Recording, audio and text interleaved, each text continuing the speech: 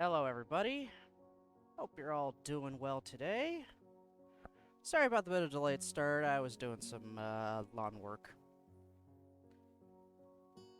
Hey, Jen, how's it going? Ooh, sweating still.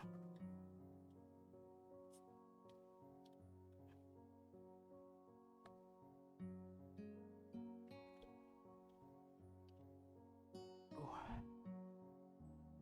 Ooh.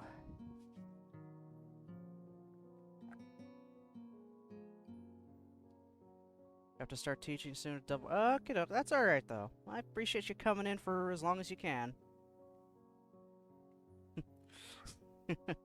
I would have started sooner, but again, I was mowing the lawn. And it took longer than I thought. Oh well.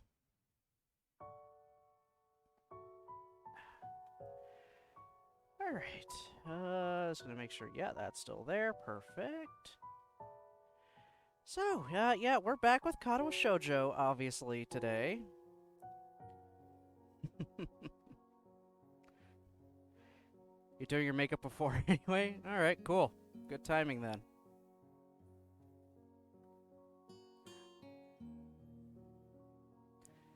So, it's just kind of a quick recap of what happened last time on Rin's route. Not a lot of good stuff. Hisao and Rin were smoking together in order for Rin to potentially get inspiration for more paintings. Then she asked Hisao to stay away. Then we came anyway, had an H scene, and she still doesn't want to, really want anything to do with us. So Hisao got kind of like rightfully pissed because she's just kind of like all over the place, doesn't really care. Even then, actually, he's not really rightfully pissed. I mean, she doesn't have to do anything for him, really. She's just a frustrating person to deal with. So Hisao's just kind of like, that's it. I'm done. See you never kind of thing. So now we're into Act 4, and yeah, probably going to be the art show today. So this is just going to be the aftermath of the little mini falling out. So we'll load it up and see how far we get. If I don't finish it today, which we probably won't, tomorrow we're going to finish it off.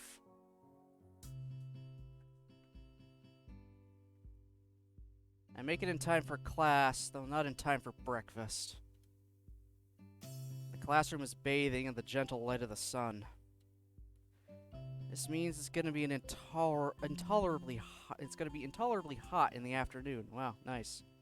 Barely a minute into it, and I've already screwed up. Go me. For now, though, it's pleasant. I look at Misha and Shizune's animated discussion about whatever. Hanako staring out of the classroom window. Muto stumbling into the classroom 4 minutes late, and with no recollection of what he's supposed to be teaching today. Business as usual, then. Whew. I could never imagine dropping out of school just like that, even if it's only for a few weeks. On the other hand, Rin doesn't seem to have a problem with the idea, or going through with it. Then again, somehow I got caught along in her insane isolation, even if we ended up hurting each other. Or did we? Maybe only I got hurt. I don't know, man. You're kind of taking this too far. You're expecting a lot out of someone who already has a lot on their plate. Yeah, that's right. That's my big issue. She's got all this pressure on her, and then we're trying to add a confession to her on top of that. She doesn't need that. She doesn't need all that extra pressure. Like, damn, Hisao.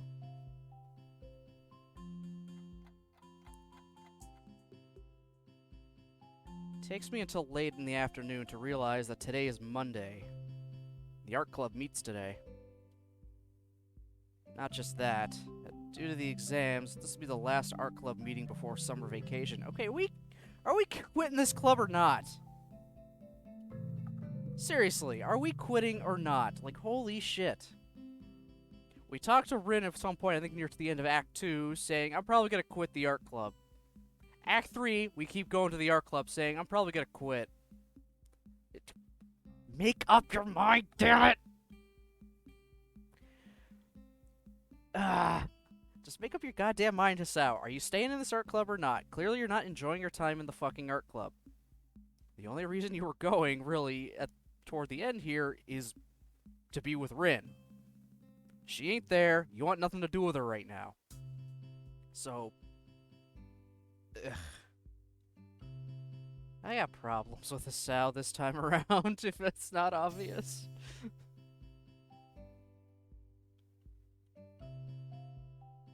I have no real business going there. But I want to talk with the teacher. So I end up loitering awkwardly in front of the art room, waiting for the meeting to end. That's it for the trimester, everyone!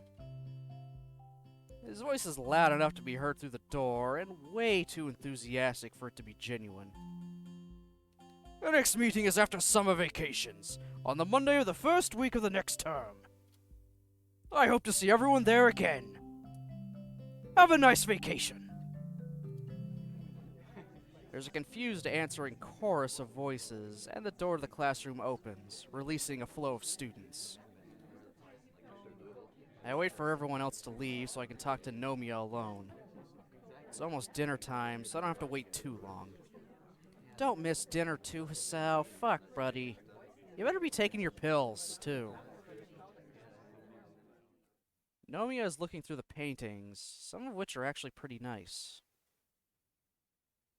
Rin might outclass everyone else in the art club, but she isn't the only one with talent. Excuse me, teacher? Hmm? What is it, Nakai? He raises his eyebrows questioningly, smiling widely.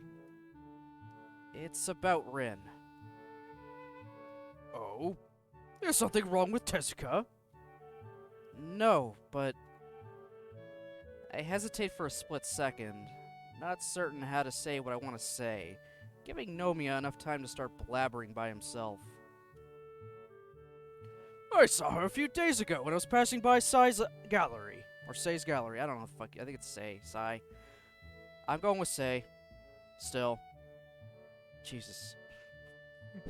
These damn names. She said she'd get 1 or 2 more paintings done for the exhibition. I was quite pleased. She's a surprisingly hard worker. I'd always thought she was a bit lazy, doing what she wants instead of the assignments. He seems to notice my anxiety and realizes he's digressing, shutting up before finishing the thought. Ah, but you had something you wanted to talk about. What is it? I don't know. She feels detached from everything, as if she can't think of anything but the exhibition.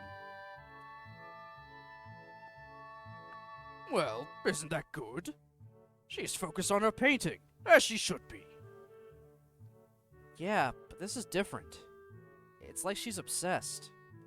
I went to see her and... Have you been bothering her? He cuts in before I finish saying what I meant to say, instantly looking quite irritated. No, I don't think so. I'm just concerned because she stopped coming to school completely. She feels strange, too. Stranger than usual, at the very least. Humbug! This is more important to her than some lousy math class or physics or whatever. This is exactly why the school is so flexible, to give every student a chance to fulfill themselves. Tezuka is a painter, so she should paint, no? And have an exhibition. That's what artists do. She should be allowed to concentrate on that, not these other frivolous classes. She should be encouraged. If you think about it, it's really quite obvious. His counter-arguments are not very convincing, but I'm having a hard time trying to make any kind of rebuttal. How can you have a rebuttal for a guy who's just so... got such tunnel vision?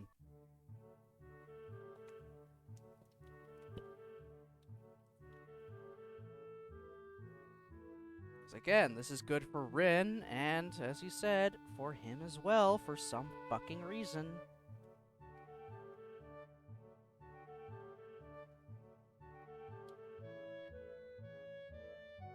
My grudging silence is interpreted as assent, and Nomiya turns to shuffle the stack of turned-in assignments on his desk like a deck of cards. I have to say, while we're talking about Tezuka's exhibition, I'm very excited to see how it turns out. She's still so young, yet she has such wonderful skill and style. He's talking to the air. To relax the mood, they got a bit too negative. I take it you'll be attending? Yeah, I guess so. Well, we'll meet there next. I take that as my cue to leave. And I do, although I'm not happy about it. My message didn't get through, to say the least. Obviously wasn't get through. Nomiya's Nomiya. The only one he listens to is himself.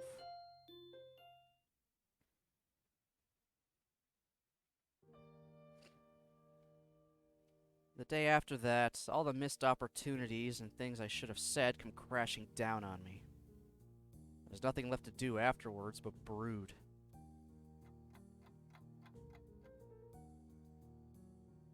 Second day. I begin to feel anxious. I start doubting my doubt, and it feels stupid. Especially since I still can't think about anything else than Rin. Fuck! What? I still can't think about anything else than... That feels awkwardly phrased. Shouldn't it be other than? It's probably grammatically correct? Maybe? It just feels clunky to me. I think it is right, I'm just being weird about it. I start doubting my doubt, and it feels stupid. Especially since I still can't think about anything else than Rin. Syntax is okay? Okay, yeah, I'm just being weird about it. Third day. Japanese exam and world history exam. Great. The thing I hate most about her is that she can make me feel this awful, even though I should be focusing on entirely different stuff right now. Fourth day. Math exam. We have a math exam. It goes how it goes. I don't care. I guess the multiple short sentences surrounding the longer ones. Okay, yeah, that might actually be it.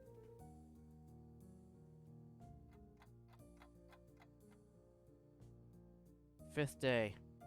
Nomiya asks me again if I'll attend the exhibition opening. I can't say no to him, even though I seriously want to. I just don't want to discuss with him anything Rin related, so it's just better to take the path of least resistance. Okie doke, Jen. Hope you have a good day teaching the kids.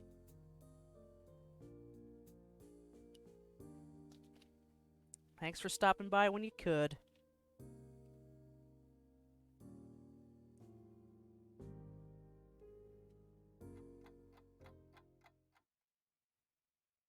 On the sixth day, the day before the exhibition opening, I find Rin standing in the hallway in front of my room when I return to the dorms after dinner. What are you doing here? My tone is angrier than I intended. I'm a little disappointed that I was unable to restrain myself, but it can't be helped. Rin just stands there, like she just happened to coincidentally be standing around here where she has no business being. The way she reacts so coolly to everything annoys me now. This is not good. It's been 6 days, and the sight of her has me boiling. She hasn't even opened her mouth yet. Finished painting. Shouldn't she be at the gallery, preparing? They said no. Guess the gallery owner does that part then, getting the paintings framed, hung on walls and whatnot. So, why are you here? Felt like it. The same old stupid pattern emerges again. Me asking her questions to which she replies with answers that don't answer anything, because the only other way we can because it's the only other way we can converse. Apart from me listening to her blabbering about whatever, which isn't really a conversation. Is this a play? Are there some unseen roles that we have unknowingly set ourselves into, dictating the rules of engagement whenever we see each other, inevitably leading us to hurting each other? Her nonchalant answers, accompanied by even more nonchalant shrugs, leave me none the wiser. Guess I should be happy the exhibition preparations are complete. When I walk into my room, I hear her footsteps following me in. I didn't invite her in. I won't ask her to leave. She claims my bed without asking permission, making me wish that I had taken the time to make it before I left in the morning, and stands up again as though she sat on hot coals. I half lean against the single corner of my desktop that isn't cluttered with stuff to rest my legs at least a little bit. Rin spends a few moments glancing curiously around my room. Makes me realize that she's never seen it before. For a moment, she actually looks like she's concentrating, trying to get everything. This might be the eye for detail that makes her an artist. Since the room is small, she quickly runs out of things to look at, but nothing else transpires, allowing the uncomfortable silence to take over the atmosphere. The mood is chilly, to say the least, and both of us are on guard, waiting for the other to make the first move. Of course, Rin could play this game forever, so it has to be me. So, I give up, because she'd never tried open conversation, and because it seems that she wants to say something, and I want to get it over with. Why else would she be here if she didn't want to talk? I don't know what to say myself. I want to be angry, but I can't bring myself to yell at her or anything. My voice catches her attention, and she tries to search for words as well, but it seems she's not entirely certain as to why she's here either. And so, Rin simply takes a few steps to close the distance between us and rises on the tips of her toes to even out the height difference. It was a bad idea. Maybe you should forget about it and I will too. Oh, this is Rin talking, I think. So I'll go back and do that in my bad Rin voice. It was a bad idea. Maybe you should forget about it, and I will too. It's a reflex, and almost an afterthought. The words no, yes, and maybe simultaneously surface in my mind. My hand is between her lips and mine, a wall that I raise to guard against something. Her breath feels warm against my fingers. The scent of her skin lingers about. A mysterious, indescribable sensation that captures me and draws my eyes deep into hers.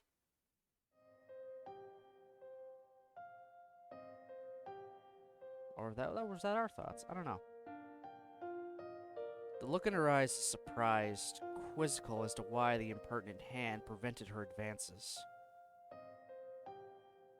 Her eyes are really big and glistening with moisture, and staring right into my own with a soft gaze that I'm having a hard time to match. Rin's half-open mouth makes her look even more confused, although the sensation The sensual way her lips are arching is signaling something completely different. Oh my god. Please. I need you. The words come from her throat as a coarse whisper, meant only for me, bypassing her tongue and teeth without giving them a chance to interrupt. They sober me in an instant, and I clumsily flinch back to get a little distance between us, painfully scraping my desk in the process, against my desk in the process. Maybe it's her choice of words, maybe the way she says it, but something in it puts me off. Something is wrong. Something is terribly wrong again. Need me for what? All the unpleasant feelings emerge again, and I feel my heartbeat suddenly increasing at least tenfold. You have a fucking heart attack? Again? Rin's eyes go out of focus and back again as her body relaxes from its tensed state, and she stands upright again. I don't think I was thinking about anything. Why do you draw patterns in that dust on your night table? There's a word for that kind of thing, but I can't remember. Her remark almost throws me off track, and I glance over her shoulder at the small table next to my bed. I can't see anything from this distance. So she needs me for nothing specific? Just happened to come by because she thought I'd be glad to see her after she shut me out, no complaints accepted, for a week? Completely altruistic motives? Felt like it? Bullshit. I can answer myself.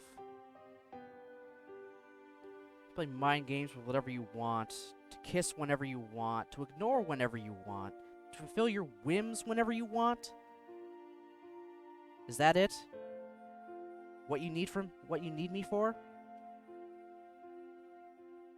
My voice is sounding very angry again, even to myself. Good. Rin, too, finally catches the mood, and her curious expression changes instantly to something more uncharacteristic. No.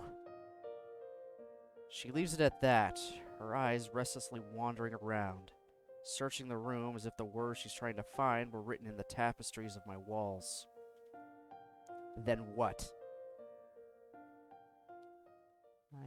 I needed to paint. Paint. Of course. That's what artists do. The words reverberate through my being, beating in my blood over the piercing whistle of my anger. Don't give me that, Rin. I'm not some damn muse of yours, free to play with for your sake of painting. I'm not some medium for whatever you aspire to. I am me. So what if I don't know anything about my future? There's things I want and things I care about. Even I can dream of things other than nightmares. I'm yelling, but I'm way past the point of caring about things like that. Rin looks down at her toes and wiggles them a little melancholically while she takes in my outburst without saying anything to defend herself. Only after I finish does she try to respond somehow. I can't do anything else. Or I can do all sorts of things, but I can't do. It's the only thing I sort of do properly, most of the time. I understand completely. Art first, everything else second, or thousandth. What about me? Am I nothing? When I was interested in art, did that make you feel like I was a little interesting? For a little while? Tell me. I really want to know. Did you ever think about my presence? Or is it all just all you? Or is it just all you? Words rise like bile in my throat.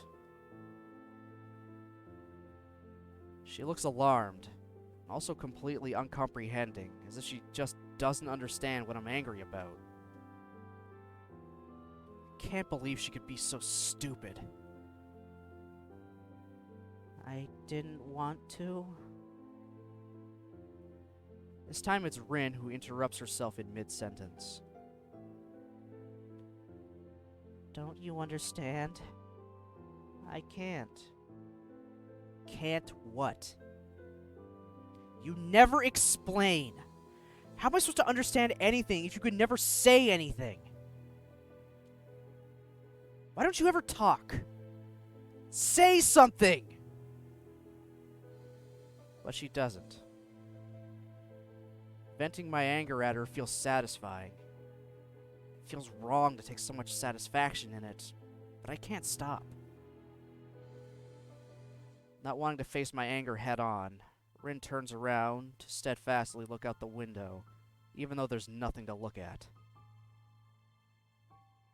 The worst of my ire gone, I shut up as I can't be bothered to keep on yelling at the back of her head, so silence finally returns.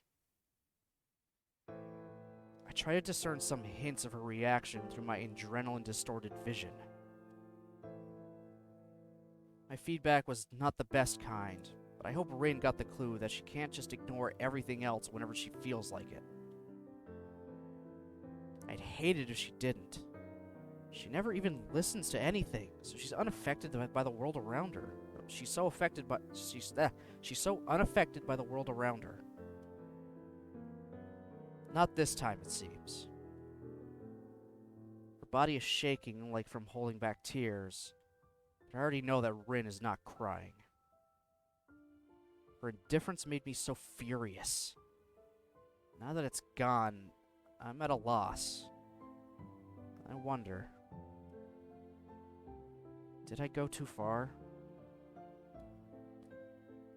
Look, Go away.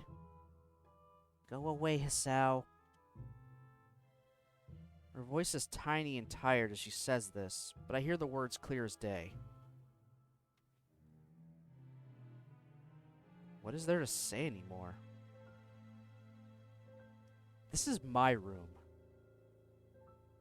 The blunt, hollow remark is a fitting conclusion for this unpleasant discussion that became even more unpleasant and a very one-sided yelling match.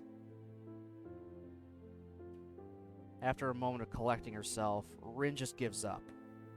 I can see it from the way she slumps her shoulders and walks out.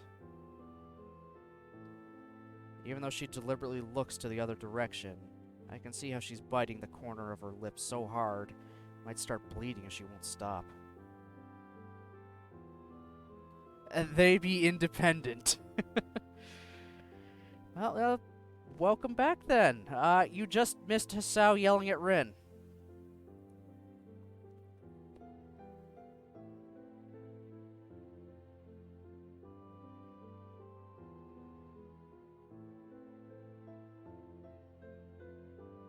She makes her exit. I realize she left the door open when she came in, and my yelling must have echoed around the dorm hallways.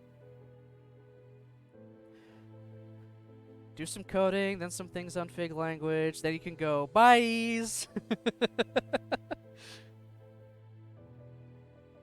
Take the easy days when you can get them.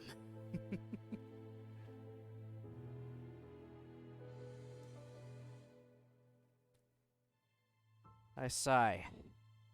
Now that she's gone, I'm left alone with guilt. As the thumping in my chest slowly subdues, anxiety replaces it.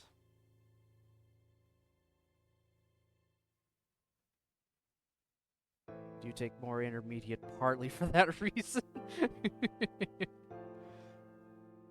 Well, pays the same, I guess, assumedly.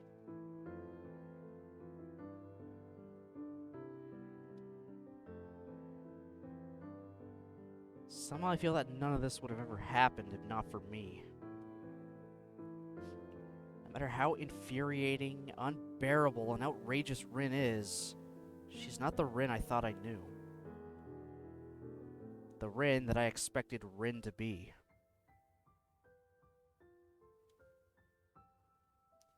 Was it me who caused all this by talking Rin into taking her chances with the exhibition?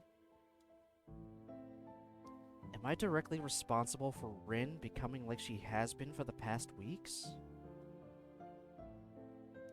I can't think of any other explanation for her weird behavior than the exhibition and all the things that came along with it. Maybe it was the only way that could have brought us closer, and all it did was separate us further from each other, and now beyond the reach of either of us.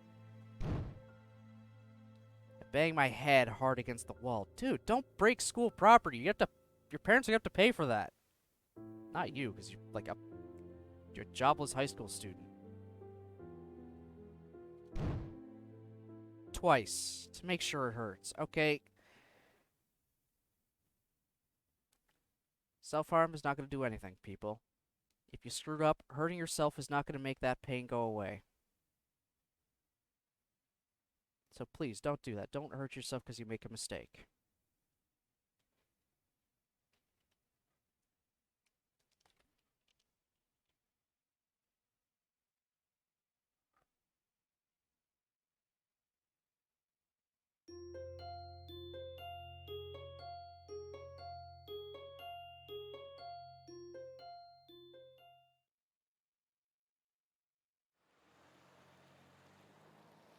My headache is relentlessly thumping against the back of my head as I push open the door to the 22nd corner.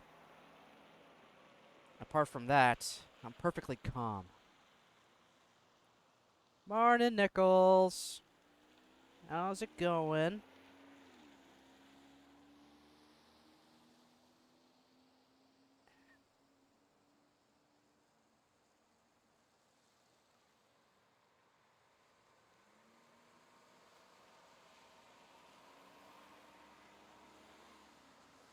Because nobody has set this off today.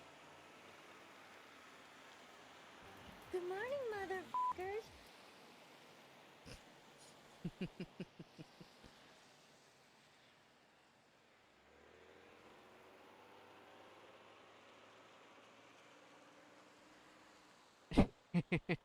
Yup.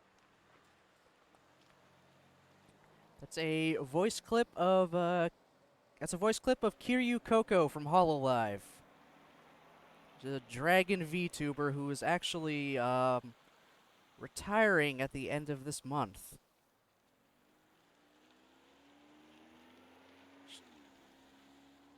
It's all her choice too. She's just done. She's had a lot of problems with people spamming her chat like the whole start of this year because of one thing, and I think it may have just finally took its toll on her. But she will be remembered as the shit-posting dragon.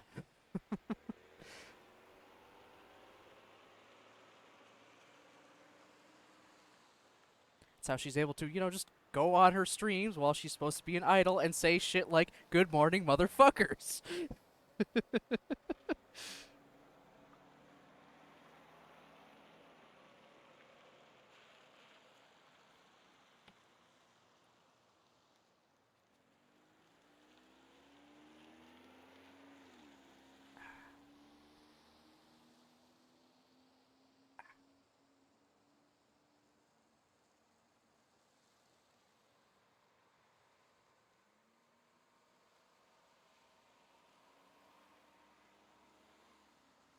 After venting on Rin all that anger that I bottled up inside, felt like a great weight had been lifted from my heart. The tension that had grasped my mind for the past few weeks faded away without even leaving a shadow behind. Or without leaving even a shadow. Meh. In this nearly zen-like state of enlightenment, I realized it's perhaps a bad idea to yell at her like that. I really meant it, but what good does blowing up like that do? Nothing. I'm not like that. I don't normally yell at people. I don't know why I did yesterday. So I keep feeling really guilty about it and wanting to take my words back. Rin is probably upset too. Even more than my own behavior, her reaction shocked me. I've always thought of her as unchanging, detached from her surroundings, so that seeing my yelling get her so upset felt out of place. I wonder if she understands how I feel. In Rin's world, everything seems to be seems to be so absolute and subjective. Absolutely subjective. As if she was completely unable to see things from other points of view than her own.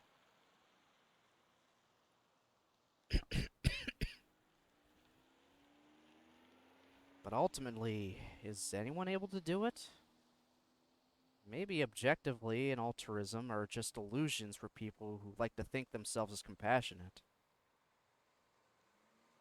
Just like art is an illusion for people who think reality is merely a veil for something greater. Even when you stop thinking that the world revolves around you, or start thinking outside of the mythical box, you're just inside another bigger box that you can't escape. Maybe that, ultimately, makes her like the rest of us.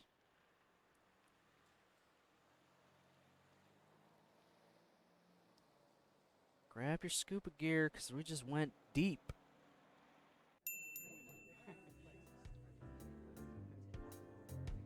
I stepped through the door to find a gallery full of illusioned people.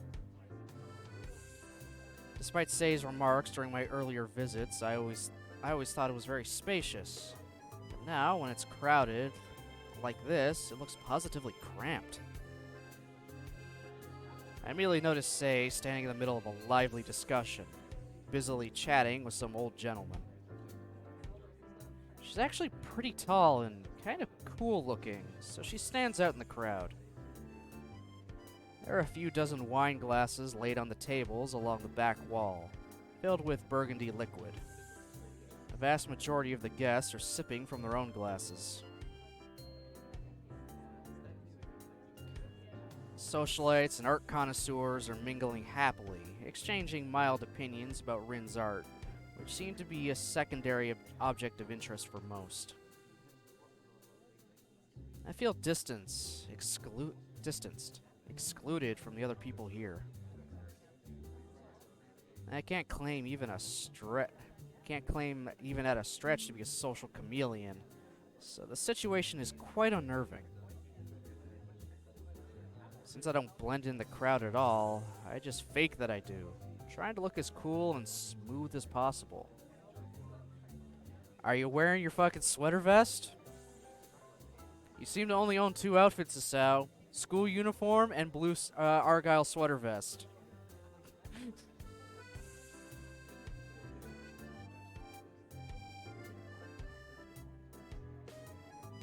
I wonder how Rin is handling all this.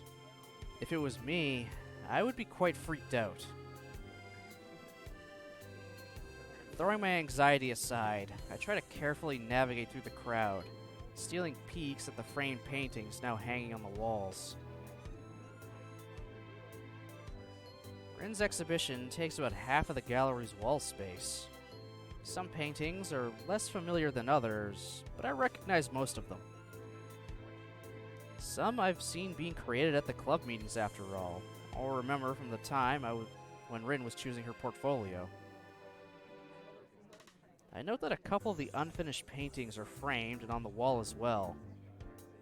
Maybe that's what they call coincidental art? Even Rin's failures, if you can call them that, became exhibits of her skill. Quite paradoxical. She herself is nowhere to be seen, which is strange because even though it's crowded, the gallery is pretty small. It's fine, sort of. I don't know how to face her after yesterday. maybe I shouldn't have even come. But I promised various people, Rin included, that I would, so... Damn. It sounds like I do things I do because some kind of instinctual properness compels me to. Not because it would be sensible. Or not. I sneak closer to Sei to wait for a lull in the conversation so I can chat her up too. Even though her voice is almost completely buried under the general background noise, I hear bits and pieces of her talking about Rin. Yes, she's a high schooler at a local school. Even though she's graduating next year, I'm sure various art schools would be interested in. I thought it'd be interesting to have an exhibition of someone who's still early in stages of development. Oh god. Breathe, damn it. Learn to breathe when I talk. It's so strange. It's like Rin is some kind of mini celebrity, even though this is nothing but a small exhibition open at a small art gallery of a small town. In fact, there's a friend of mine from... Is this Nomiya? No, he refers to us solely as Nakai. Yeah, he's only ever called us Nakai. He doesn't use our first name.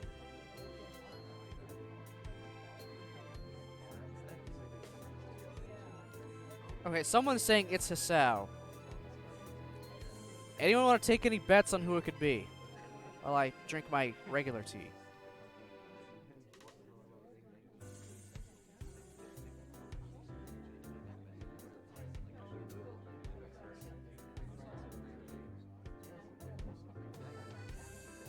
Art gallery bitch? If it was Sei, it would have her name. And we know that's the art gallery bitch. Just like, who is talking right here?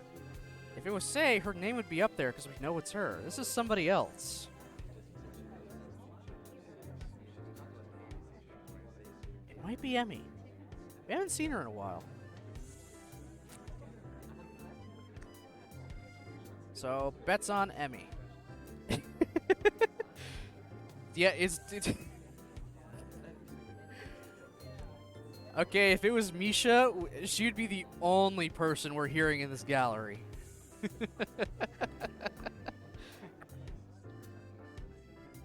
Okay, it's I'm gonna say it probably is Emmy, honestly.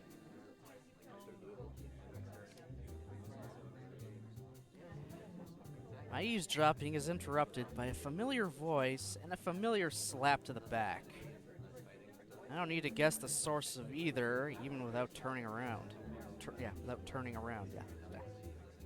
Yeah, it's Emmy. Man, we haven't seen her in a bit. Hi, Emmy. Hi! Are you like a representative of the art club or something? I don't see anyone else from the school here.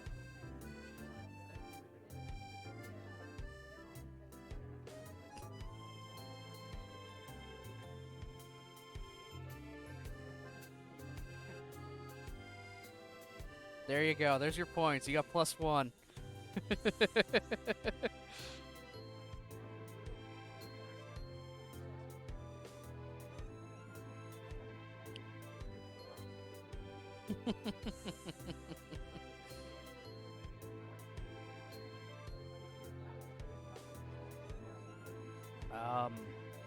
I don't know, really.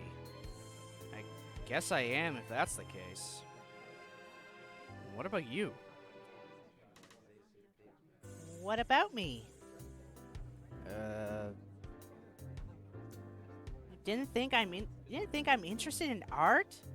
Is that it, Hisao? no, that's not what I... Well, maybe a little, if you put it that way.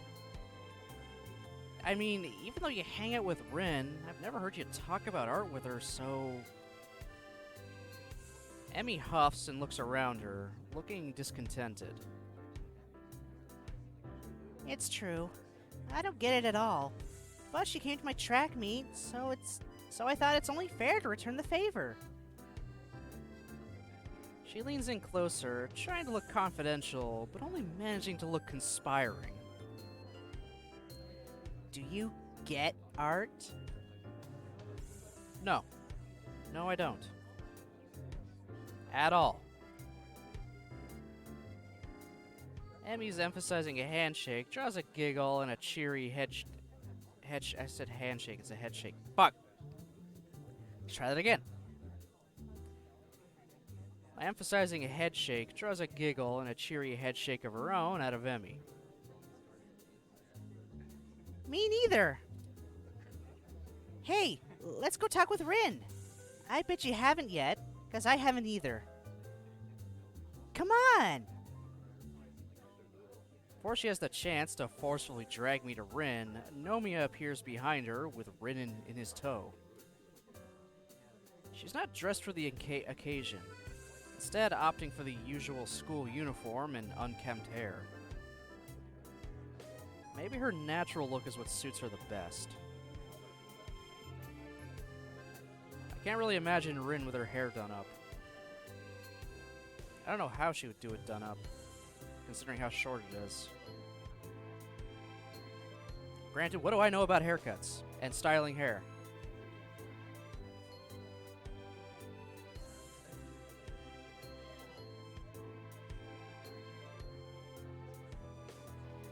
Hello, teacher.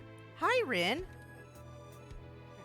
Unfazed, Emmy greets the teacher cheerfully, causing him to turn around and look down confusedly.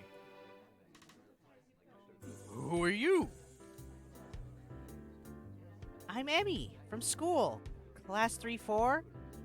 Don't you remember? She looks positively shocked at the prospect that there could be a person who doesn't know her. Oh, sorry. Are you in the same class? You're in the same class as Tezuka is. Same class Tezuka is, right? Fuck. Fuck. Damn it. Fuck. The trend continues. I cannot speak.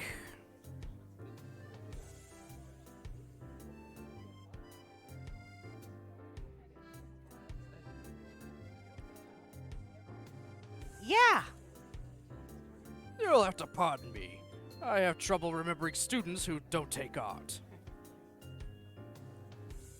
Don't mind, don't mind. Hi, Rin. Hello. Congratulations for your super cool art thing. I'm sure you'll be a big hit. She throws her arms into the air for boisterous emphasis, almost hitting me in the face. Good job, Emmy. And look, Hisao came too. Rin doesn't look at me, nor does she greet me. Congratulations, Rin. She keeps averting her gaze, pointedly looking at her sandals. Yeah, I wouldn't want to look at someone who yelled at me the day before either. That's a bit awkward. Oblivious to the tension between us and ignorant of what happened yesterday, Emmy keeps on blabbering about this and that to an unresponsive Rin. I guess she's not used to not getting much out of her at times. Before long, Nomiya and Sei turn to Rin, introducing her. Expecting it, I catch the second of confusion as when the guests see her arms. Sei is luckily on the ball and briefly explains about our school. Doubtful faces quickly change to curious. Would you mind telling us something about your art? I thought the development is quite easily noticeable. What do you yourself think of the differences between the older and more current works? I don't know, I'm doing like weird old reporter voice there. Whatever. It's quite rare for someone so young to dabble in abstraction.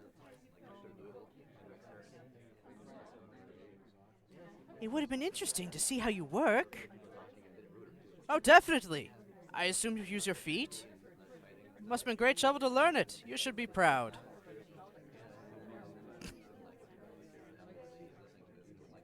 I'm not here for art. I want pictures of Spider-Man. He's a menace.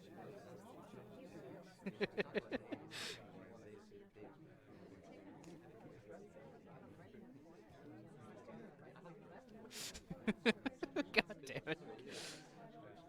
Just an aside, I kind of like how in the MCU, J. Jonah Jameson now runs a podcast. He does not. He's not in charge of a newspaper. He just has like a podcast. Like it's just perfect for him.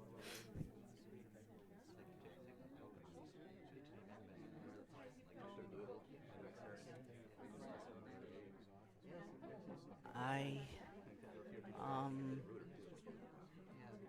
you'll be pursuing a career as an artist after school.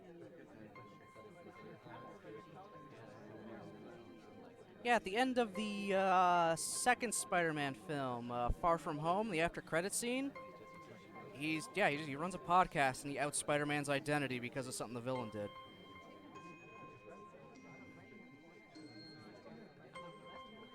And he's played by the same guy who played him in the three original Spider-Man films too. He just has a shaved head now.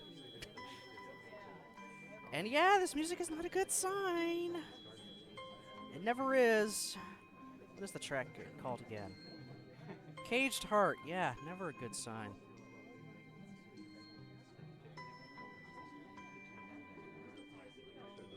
She's been bombarded with so many questions, she can't even hope to answer all of them.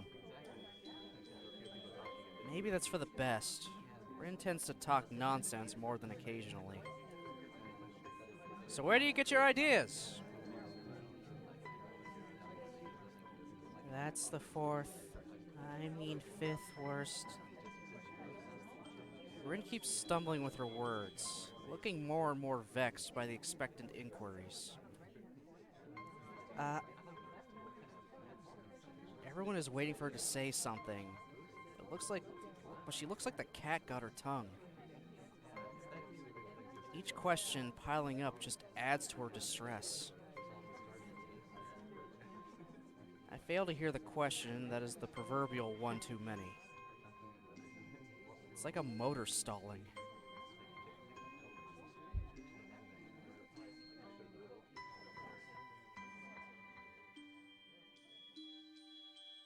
Rin just freezes for a long, long second until she falls on her knees, hitting the floor ungracefully like a sack of potatoes. Are you alright? I don't know. Tezuka? What's wrong, girl? I don't know what's wrong. Terrible silence falls upon the people gathered around Rin. Everyone is petrified, not knowing how to react to her sudden seizure or something. She breathes with deep, trembling gasps as if she was running out of air, staring ahead of herself with hollow eyes. Seeing that nobody does anything, I force myself to step to Rin and lift her up from the floor, letting her lean against me to keep standing. Would you like some fresh air? Okay, let's go outside for a bit. I don't even wait for her to answer before grasping her shoulder and pulling her past the stunned-looking Nomiya, Sei, Emmy, and guests. Excuse us. Cool evening breeze hits my face at the door. I let go of Rin, and she leans against the stone wall, trying to catch her breath. Are you alright? I couldn't say anything. Rin is still not looking at me, so I look away too.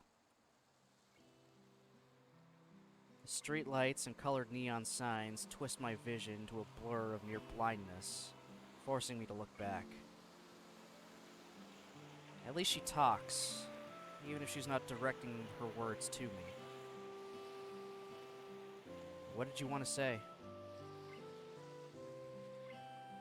Maybe both of us can imagine that we're talking to an invisible friend.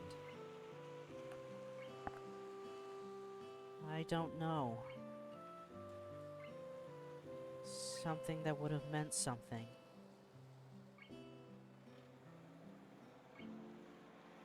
The silence lasts for a long time. I don't feel comfortable being alone with Rin. I am not good at imagining things that don't exist. Imagining that things that don't exist do. Or things that exist don't.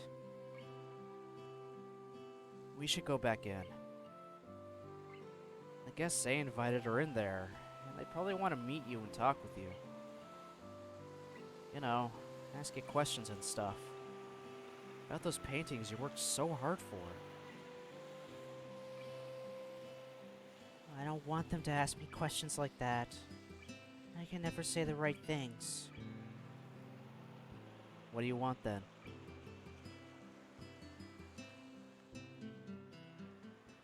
That someone wouldn't have to ask questions from me. Oh, great. Decisions. Shit. Shit.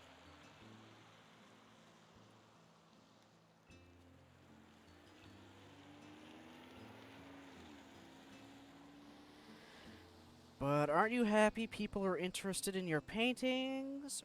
But if you found someone like that, then what? What the heck? Oh my god. These decisions. At least it's narrowed to 2 now and not 3 like the past few have been. Ugh.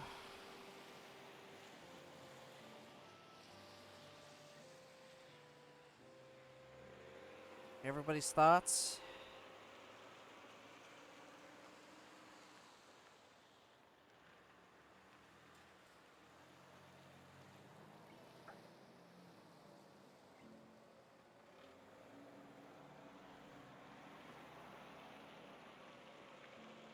She wants someone that wouldn't have to ask questions.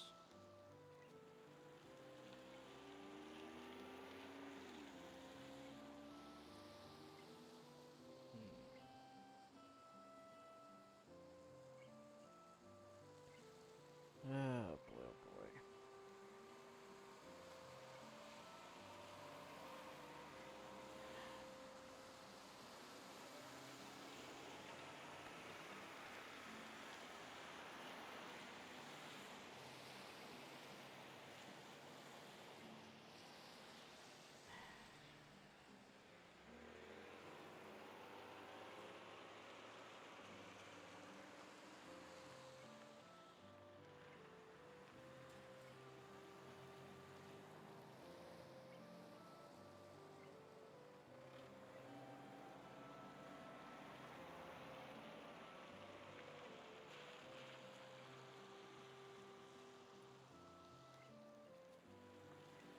Sorry, I'm just answering somebody right now.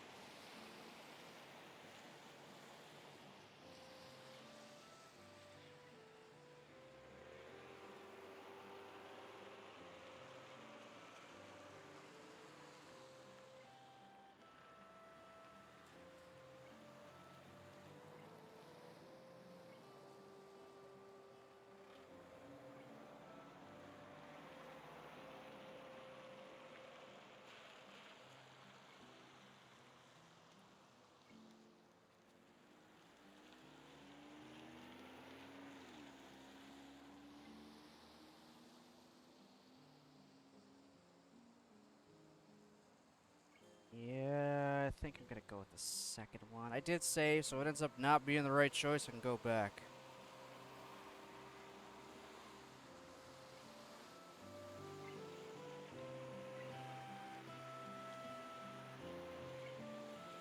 But if you found someone like that, then what? Do you really think it would be some kind of be-all, end-all thing? Star-crossed lovers and happily ever after? My question is met with a blank stare, the darkness in her eyes unfazed by the thinly veiled bitterness. No, I don't think that.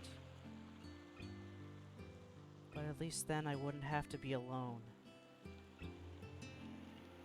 She whispers the words to the lights of the town, but I hear them anyway. I shouldn't have done this. Not yet. The exhibition? She nods and closes her eyes, breathing calmly out as if to prove she can, and then continues talking to herself. Why? Wrong conjunction of the planets? No, not that. I double-checked and got up with the right, left foot, and did everything else left, right. It's me. I was wrong. She stands up straight and stretches before stepping past me out into the street. Wait, where are you going? She stops on her tracks and turns around, looking at me quizzically. School. I'm leaving. What? Why?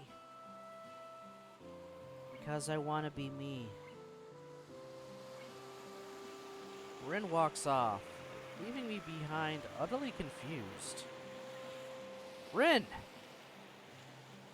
But something she said really touched me. Or maybe it was the way she said it. Maybe it was the fact that she said it. I want to say something back to her before I forget this feeling again.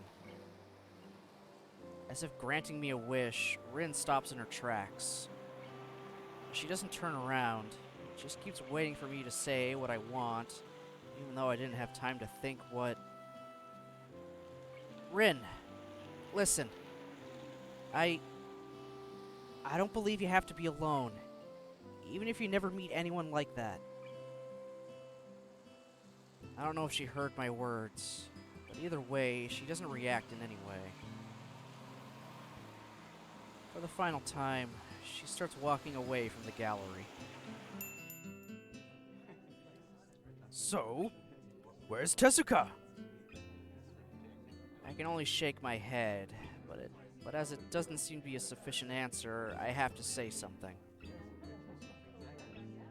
She ran away. What? A horrific realization spreads on his face like wildfire. This is a fiasco! Catastrophe! What is that girl thinking? Most important event of her life, and she just runs off? And you! Why didn't you stop her? I'm going to hold you personally responsible. Sei interrupts him, holding her hands up calmingly. It's good she intervened. The teacher was starting to get a few weird looks from the nearby guests. Now, Shinichi. She probably just had stage fright. I don't know her as well as you people do, but I get the image that she's somewhat peculiar. This kind of thing can happen. It'll be fine. I'll explain that she suddenly became ill. The guests will surely understand. But... Look around you. Everyone seems to be rather happy with their free wine and chit-chat. the guests will be fine. But we are missing on opportunities here! Networking, making contacts and acquaintances! The adults keep arguing about something that can't be helped, Emmy tugs my sleeve to get my attention. She doesn't look very happy either. Come on. Where? We're gonna find Rin and kick her ass. What? I can't believe it. She's so stupid. That Rin, how could she do this? I'm telling you, she doesn't have a bit of common sense in her head. Emmy is seriously angry, only missing steam rising from her ears. I guess I understand Emmy. She is that kind of person. Give up has never felt like a part of her vocabulary. Maybe she feels it shouldn't be part of anyone's vocabulary. It's probably best to leave her alone for tonight. What? Are you a Rin expert now?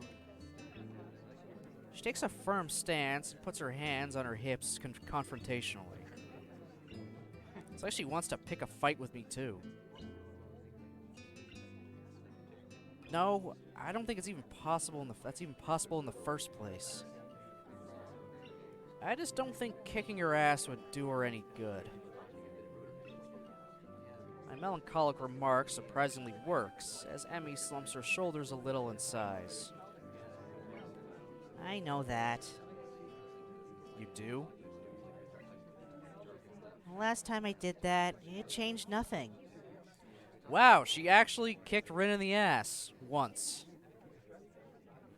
Good job, Emmy.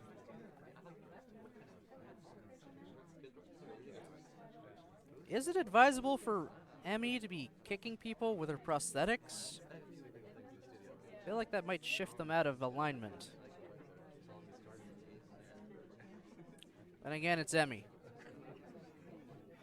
Don't tell her she can't do something, because she'll do it.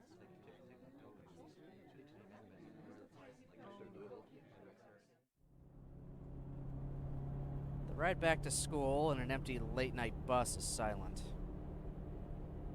Both of us keep staring at the lights flashing past the windows without saying a word. The nightly grounds are quiet, lit only by the wan moon and yellow lampposts. We say our goodnights in front of my dormitory. Emmy, reflexively clenching her fist, compels me to ensure that she won't assault Rin the moment I let her out of my sight. Promise me to not go scold her?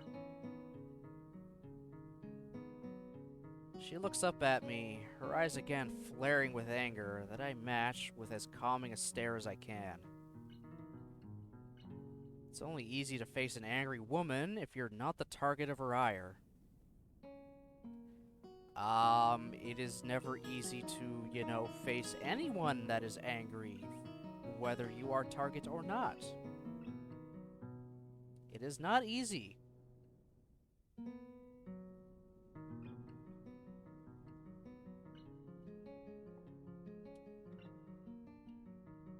After a minute of mismatched staring contest, she sighs and shakes her head in defeat. You're too nice, Asao. Did you know that? Hints of a smile are tugging the corners of her mouth as she says that, and she seems a lot more relaxed. What a sudden change of mood.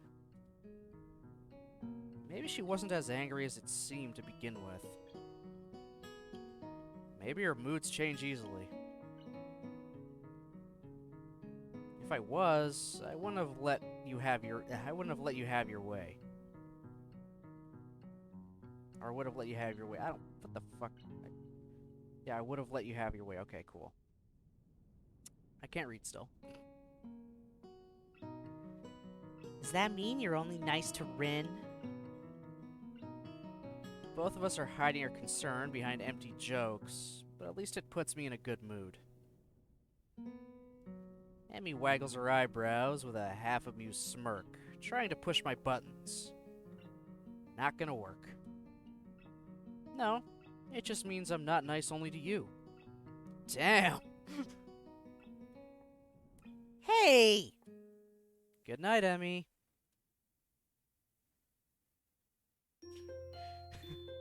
You only nice to Rin? No, I'm just not nice to you.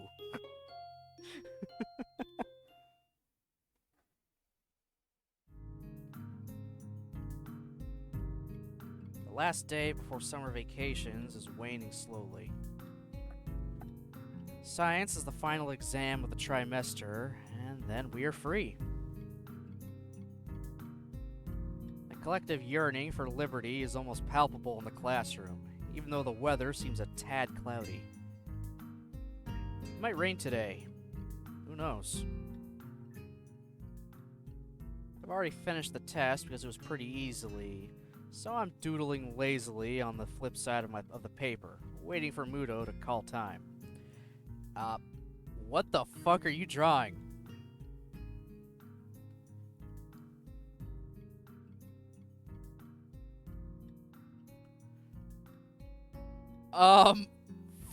Fuck.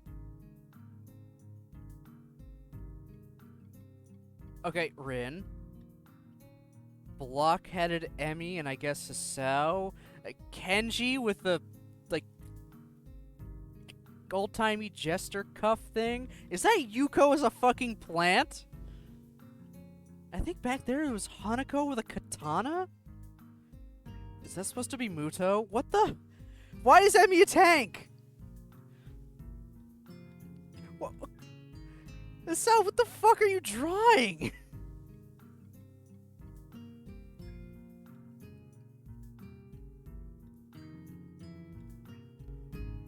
Like, I need to see that all again. Guess... What? What?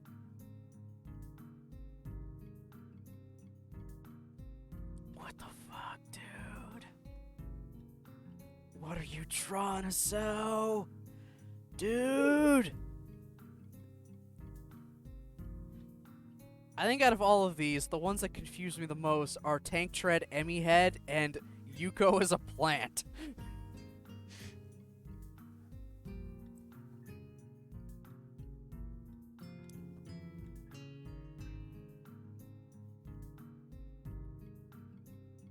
That also prevents Misha from trying to covertly look at my answers over my shoulder. She might fool the inattentive teacher, but I can tell that she's trying to look. I guess it's her best bet at passing the test. Doesn't make me feel any mercy though, so I just ignore her and look around me. It's quiet. The only sounds in the classroom are the quiet shuffling of papers and Muto's constant coughing. It makes my awareness of the surroundings slowly drift to the backstage of consciousness, giving room for other things. Vacation, huh? Some people will stay at the school even over the holidays. Some will go back to their families. I don't know what to do. I should go buy a train ticket for my trip back home, but I can't bring myself to do it. I bet I'm gonna get a call from home again. Mom's gonna pester me about when I'm coming back, and I'm not gonna know what to answer. This is really lousy. In the current state of things with Rin, it feels like I can't just bail out here and pretend we're through. And now she has other problems of her own. I thought that the exhibition opening would give her a breather, but I was sorely mistaken. The tangle just seems to thicken. A sharp knock on the door interrupts the quiet but frantic mood of the last 15 minutes of the exam. Come in. The opening door reveals the art teacher, who steps in with his jacket swirling around him as though in a gust of wind. He glances at Muto, who glances back at him. Of course they don't like each other.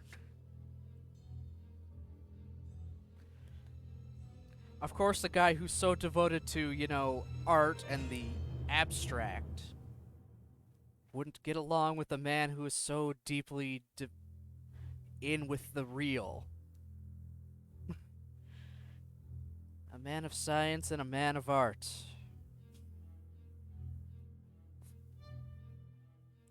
A frown spreads simultaneously on both their faces as the men measure each other with their gazes. In with the real. Yeah. I don't know what to say. Give me a... Meh. Give me a break.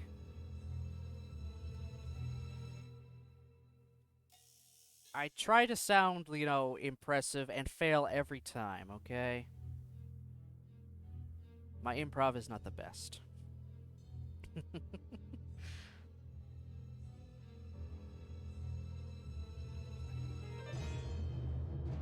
Excuse me.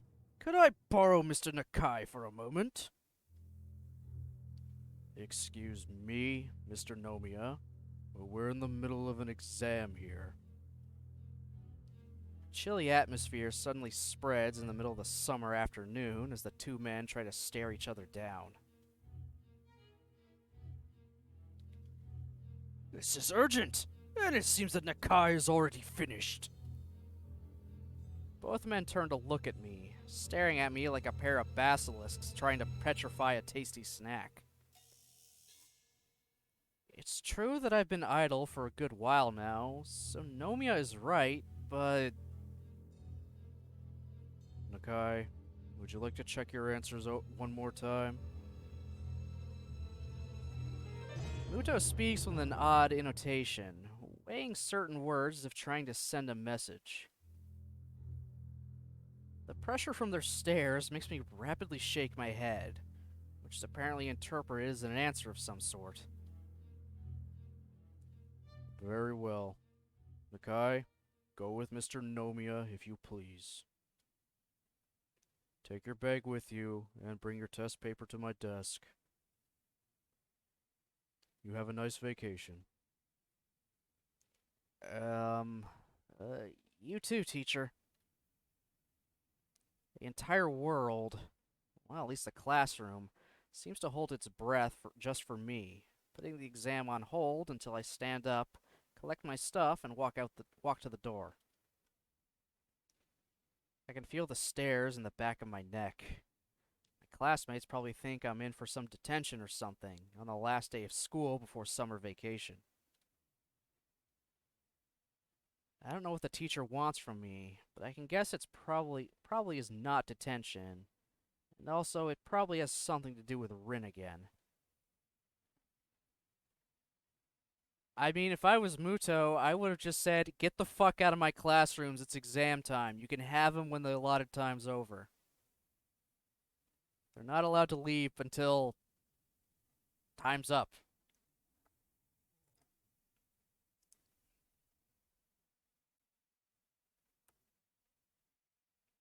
I mean, even if he's done, it's like, no, he's got to stay here. Shoo.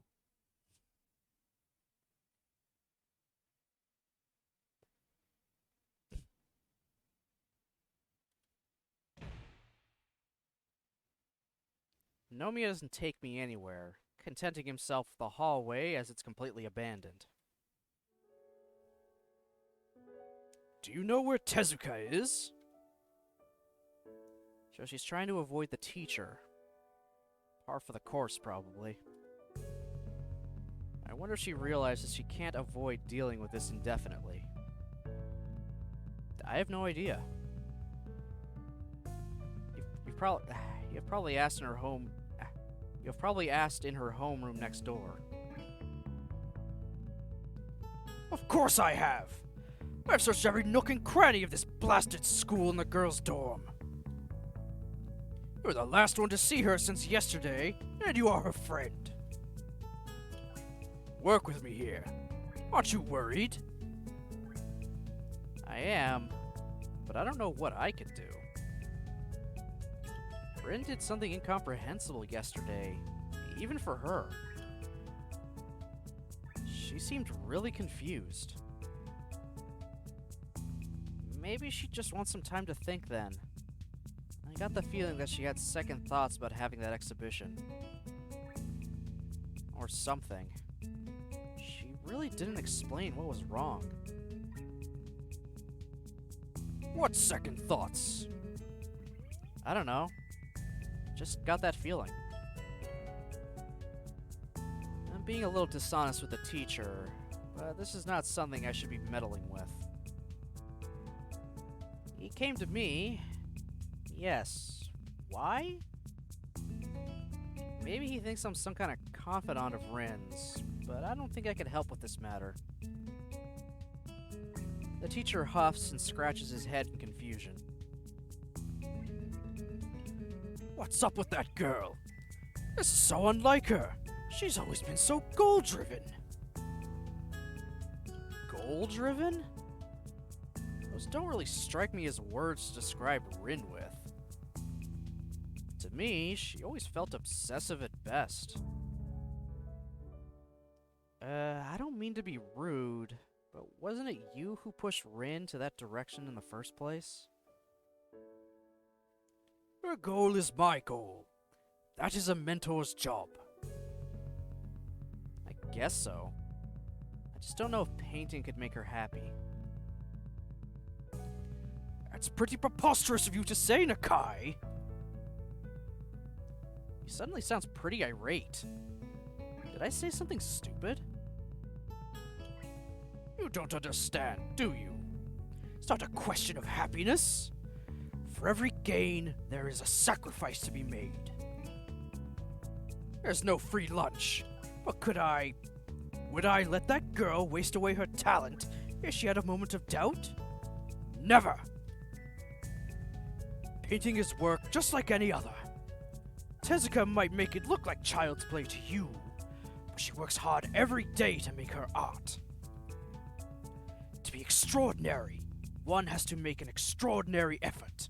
The more the teacher talks, the more I feel that Rin doesn't think like that, even though I have no idea how she thinks. I could very well understand why she would sacrifice her summer vacation and make up for the lost classes and exams with a chance at showing her art. This is the path she has taken, and to go all the way, that's not easy. I know she is young, and things are hard for her just like all the kids here in this school, but that's no excuse. He is finished. But do you have anything like what art is to Tezuka? no. That's right. I only have vague ideas of my future. No goal to shoot for, no dream to blindly reach for. I joined the art club in search of something I could be interested in, to get inspired by. Did I find something like that? All I found in the end was Rin. No, I don't have a passion like that. Then you can't understand. His flat statement allows no counter-argument. But she might not even understand she might not understand even herself. Still, I carry on arguing, out of spite, if for nothing else. How could she not? She's been at it so hard for the past few weeks that she put off even coming to school, not to say anything about attending class. Don't be ridiculous. I don't think I'm being ridiculous. As I have no rebuttal, Nomiya seems to consider this one his win. At any rate, the opening was quite successful, despite Tezuka hardly showing up. Many people were interested in her work, and one piece has been sold for a reasonable price. The money better go to fucking Rin, you piece of shit. Sure, let the gallery take a cut, but the rest of that money needs to go to Rin because it's her painting. You better not be keeping that from her.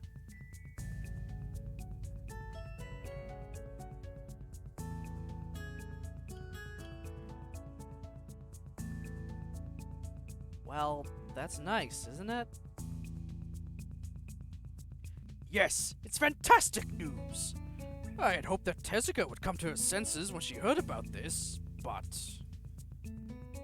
He sighs and takes off his glasses, cleaning them against his jacket before putting them on his nose again. At any rate, I should be going. There's this mess to be settled with Sei and everyone. If you see Tezuka, please ask her to come see me. Otherwise, have a nice vacation. Thanks. After he's disappeared around the corner, I ponder where Rin could really be. Feels like she has not one, but at least half a dozen of these secret places. She's probably on the roof. My guess is she's on the fucking roof. I balance between the desire to solve this tangle and to drop it for good. The disused classroom is just a few feet away. What to do? As I push open the door, only the shadows greet me from the inside. Oh. Good job, Nomiya. You searched everywhere in the school and couldn't find her, yet we immediately opened one door. There you are. Hey there. She's standing in the middle of the sunlit room, peering through the gaps of the curtains out into the yard. Like so often before, she doesn't start or jump, just calmly waits for me to make the first move. It's as if she's trying to become a permanent part of the furniture. Teacher's looking for you. A blank look over her shoulder is all I get, accompanied by a cryptic non-expression on her face. Are you looking for me too? Nah, I already found you, didn't I? Did you? She furrows her brow, looking so puzzled that it makes me wonder if the question was asked in all seriousness. Maybe it was. Are you talking metaphorically now? Do you mean like eels, caves, and dark, stormy nights? What? I'm bad at talking like that. The abruptly ended greetings give me a chance to close the door behind me and sit down on a dust-covered desktop. Rin stays standing, but at least she turns around. I soon wish she didn't, though. So oppressive is her expectant stare. This is her place, and I'm an intruder, although a tolerated one. Despite that, she still waits for me to say something. If I only knew what. The sunlit silence presses me towards decisions. I came here without really thinking what I would do, apart from delivering Nomiya's short message in case Rin was here. She was, and now I don't know what else to say. What else should I say? I hover between my two options for a moment. Rin being troubled troubles me too. It's a surprising revelation, almost as big as realizing that she really is troubled was. Okay. Yeah, I get it. I just read that weirdly. Nothing I could do would probably help, and I might be partially to blame too. Does it mean I should just wash my hands of her? Didn't think so. So, what's wrong?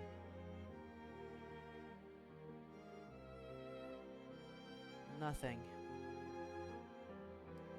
She starts to turn away again, as if trying to physically exit a conversation she doesn't want to have. Rin, stop trying to dodge me or I'll leave. Okay. Do you want me to leave? Are you still angry? took us, or was it only me, 10 seconds to swamp the conversation into this. I wish we could erase the past, or failing that, forget all about it. I've wished for that more than once in the last few months. Let's put that aside for the time being, alright? If you say so. I do. So, what's wrong? Sei and Nomia were not too happy that you just ran off yesterday. You left them in quite a pinch, and I suppose the teacher wants some kind of explanation. It seemed like you just threw out everything you'd worked for, and I don't get why. Did I make a mistake? My reprimanding and her flat answer go so much against the usual expectations and presumed interactions, and I might just as well be talking as it might as well just be someone else talking. Ugh. Neither of us is like we used to be. This stiff, constricting feeling I get every time I look at Rin nowadays seems to be mirrored in her own behavior. I hate things that go irreparably wrong. Ever since February, I've hated them. What can I say? Her question is trailed by a compelling, quizzical stare that makes me sigh and frown. Conversations nobody wants to have are the worst. I don't know. I mean, it's not the end of the world, but it was probably pretty stupid. She responds with a sigh of her own, although hers is not nearly as heavy as mine was. I just couldn't do it. But why? What's wrong? A pause, a furrowed brow, a quiet voice. Let it be, Hisao. I don't think I could really explain it in a way that would make sense. Yeah, Rin doesn't want to have this conversation either. That may be for the better. But how rare of her to admit that even she has some kind of limits. I always thought Rin was all but ignorant of her tendency to get distracted, so much that she inadvertently obfuscates everything she says. It's a word I see a lot. I've never actually... No, I'm curious. How do you actually properly pronounce that? I've looked it up before. Nice. Obfuscate. Obfuscate, okay. Just forgotten. It doesn't come up too often, so... Obfuscates everything she says, okay.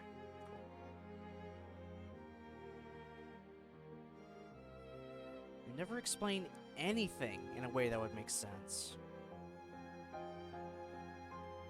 Nobody else has ever asked me to. I guess that's how it is. But I always wanted to make sense of you. Find out who you are. I still want to. Can't you see? I know you can't. But I do.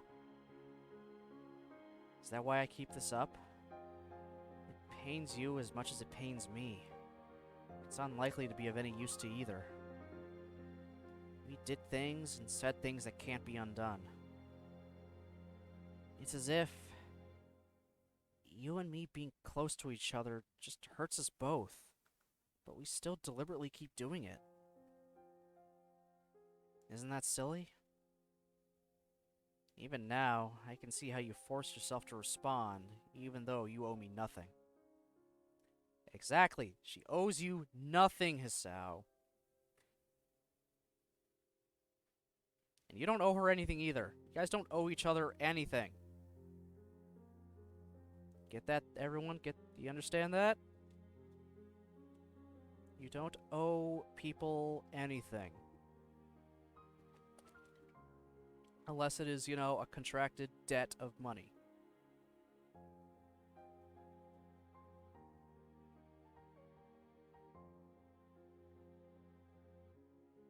But just because you help someone or do things for them or talk with them, they don't owe you anything in return, okay? Understand that, everyone. Though I'm pretty sure everyone does already understand that. Hisao's just figuring that out now, because he's an idiot.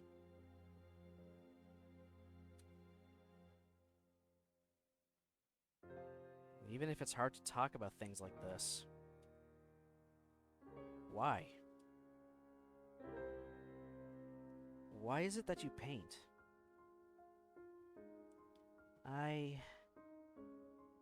Because I don't know what else I could do.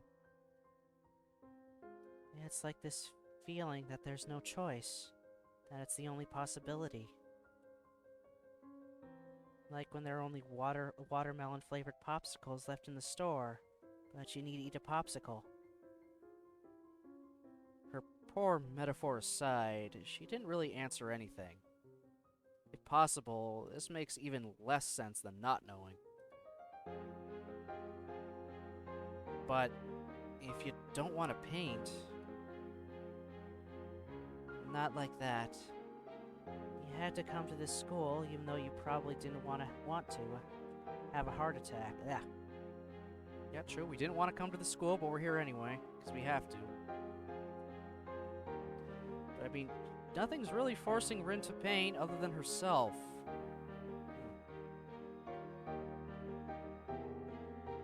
She pauses, frowning as if something in what she just said didn't please her. At least I think you wouldn't. Her careful follow-up is followed in turn by another shorter pause with another smaller frown. Would you like to have a heart attack? You offering to kick him in the chest?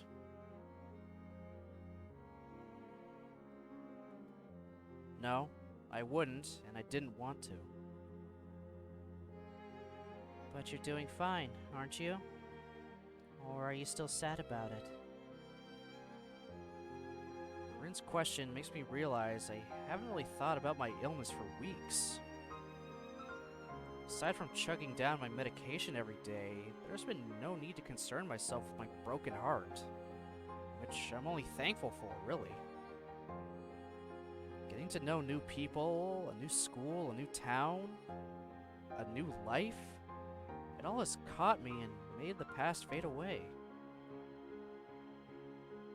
No.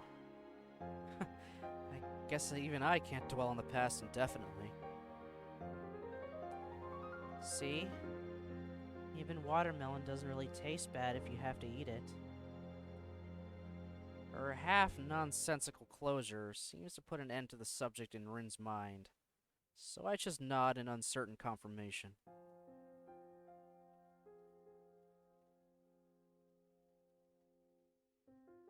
There are two kinds of silences. Awkward ones that you want to break, and comfortable ones that you don't mind. The first kind is bad, because it makes your thoughts go awry, like mine do now.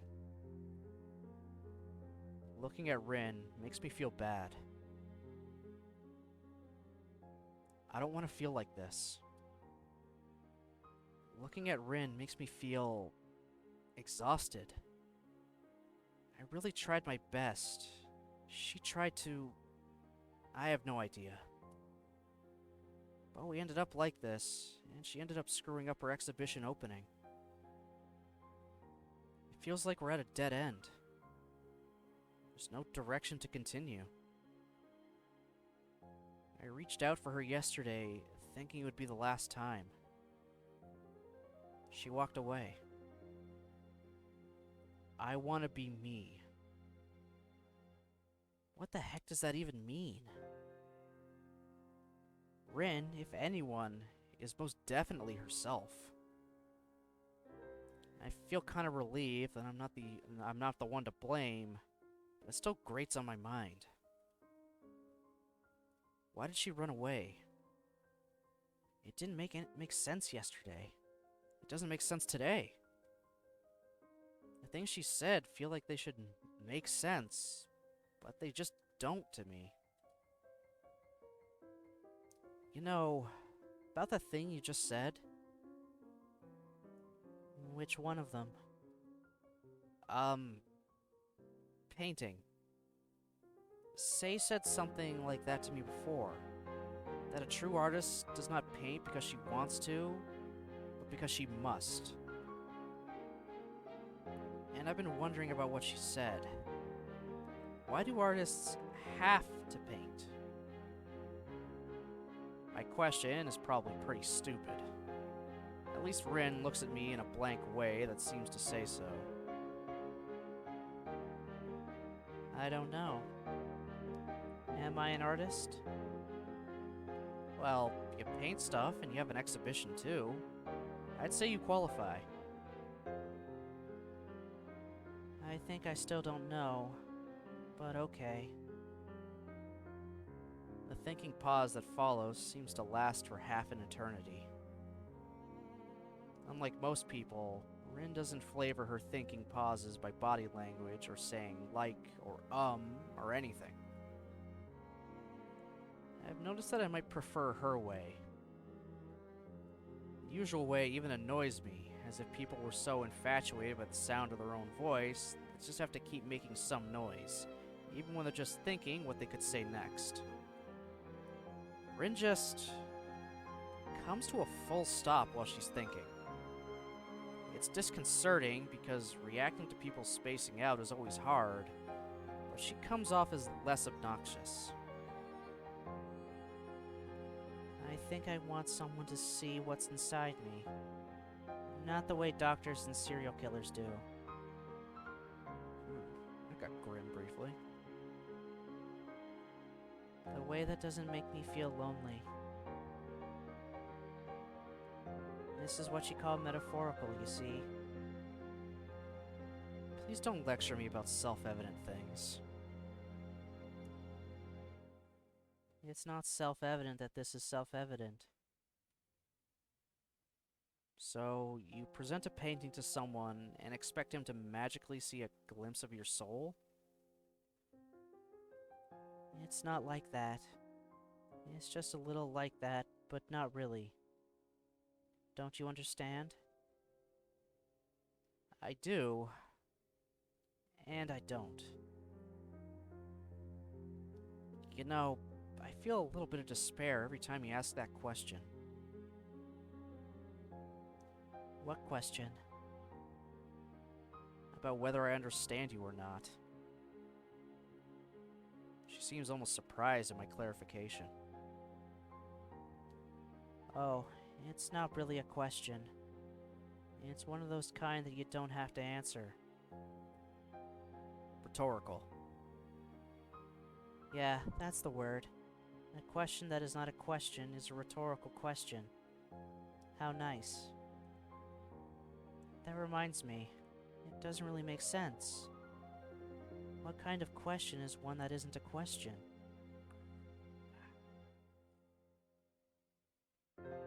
A rhetorical one. What kind of an answer is an answer that doesn't answer anything? Is that a rhetorical question? You are not funny. But if you don't like it, would you like me to say something else instead? I don't have any good ones, though. How about... your pants are on fire? This can be our secret language. Rin's honest-to-goodness silliness, made twice more ridiculous by the fact I know she's dead serious, derails me like it always does. It's like some kind of safety lock to prevent me from becoming too much of a worrywart, dragging even my own thoughts off the ground where they should be. Makes me smile confusedly, but only on the inside. Even though the corners of my mouth are not drawing into a grin, I'm still impressed by her ease of wrecking any attempt at being too serious. Could she, should she will so, forget and ignore things that bug her, things that bother her? Could she, should she will so, be free of whatever burden being her means? Or am I the only one who feels burdened by being myself? No thanks. But still, the times when I feel that I'm on the same page as you are pretty rare. It feels like there's this huge gap. Sometimes you just go to the other side, and I don't. If any way to reach you from where I am. It's like you're in some completely different place at times. Even though you're right here. That's right. There's an insurmountable discontinuity, an imaginary glass wall that blocks comprehension from happening. There might be such a gap between any two people, but with Rin, it feels more tangible. Rin does not react to my thoughts, not to the ones I uttered aloud, nor the ones I did not. It's even worse with art. I'm not very good at art, I admit it. I joined the art club because I thought it could be interesting. And I guess it is. I like art. I like your art too. But just like with you, I can't comprehend it. And I'm pretty sure nobody really can. This seems to worry her slightly. Do you think so? Yeah. I guess that art is meant to be interpreted, not understood. That's how I'd put it. That's a sad thought. I guess it might feel like one. Does it make you feel sad for yourself? Rin thinks about this for a while, then shakes her head surprisingly vehemently. The first thing she focuses her eyes on afterward is me. Both of these things make me glad and relieved. That's good, isn't it? Anyway, you should go see the teacher and apologize properly. I think he's worried about you. Can you do that? This time, she nods her head. Only it's not as vehement. Fuck, yeah, I'm looking it up again. Just, ugh. Sorry I am uncultured. And you know. I can't even think of the word.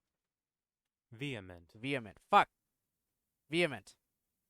Vehement, vehement, vehement, vehement.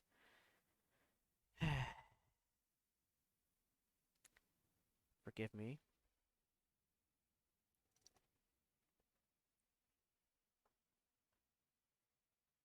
Thankfully, my chat is understanding. For the most part.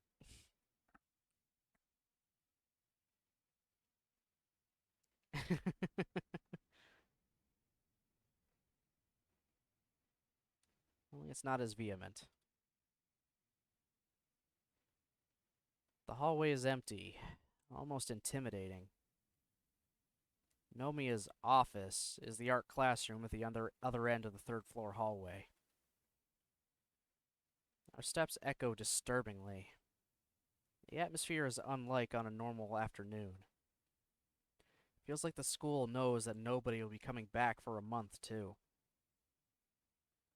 The door's open, but not very inviting. I'll wait outside. Nodding barely noticeably, Rin strides in without stopping, and naturally without knocking. Maybe that's why it takes a few seconds before I hear the teacher's voice from inside. There you are! Hello.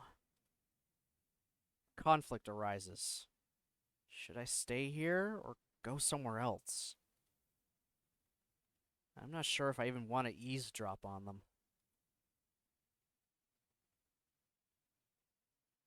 Manners lose to curiosity, and I stay close enough to listen in.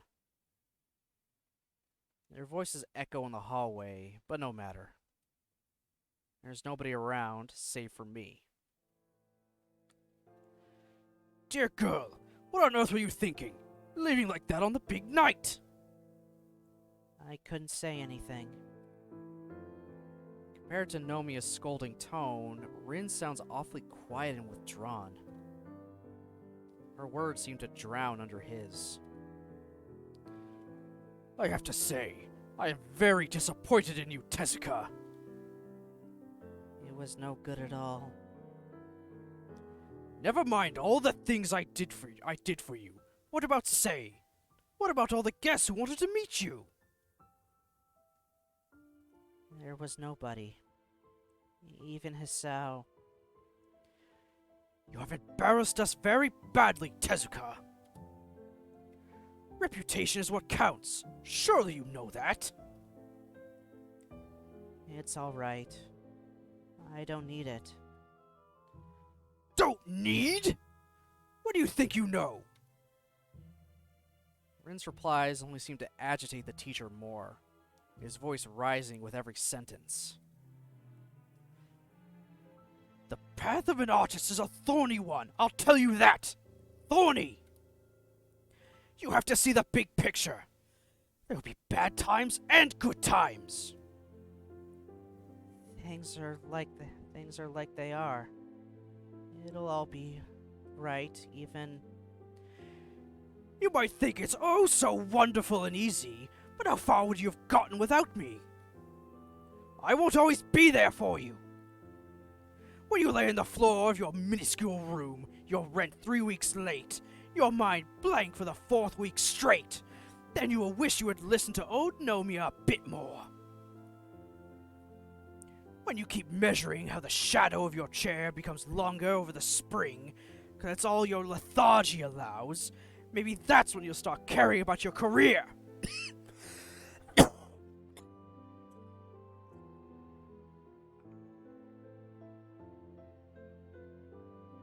That hurt.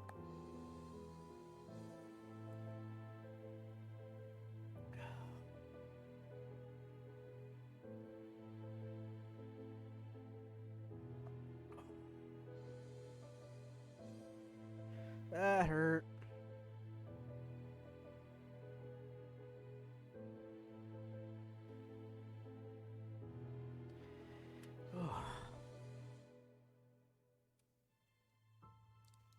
That doesn't matter.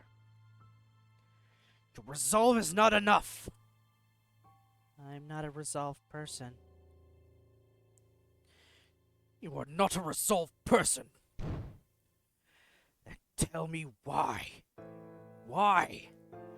Why did we go through all of this trouble if it amounts to a mosquito shit? Wow. What a phrase!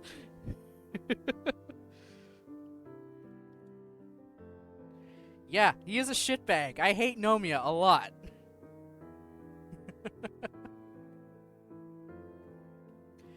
A giant duffel bag full of shit, even. Yup. Oh dear.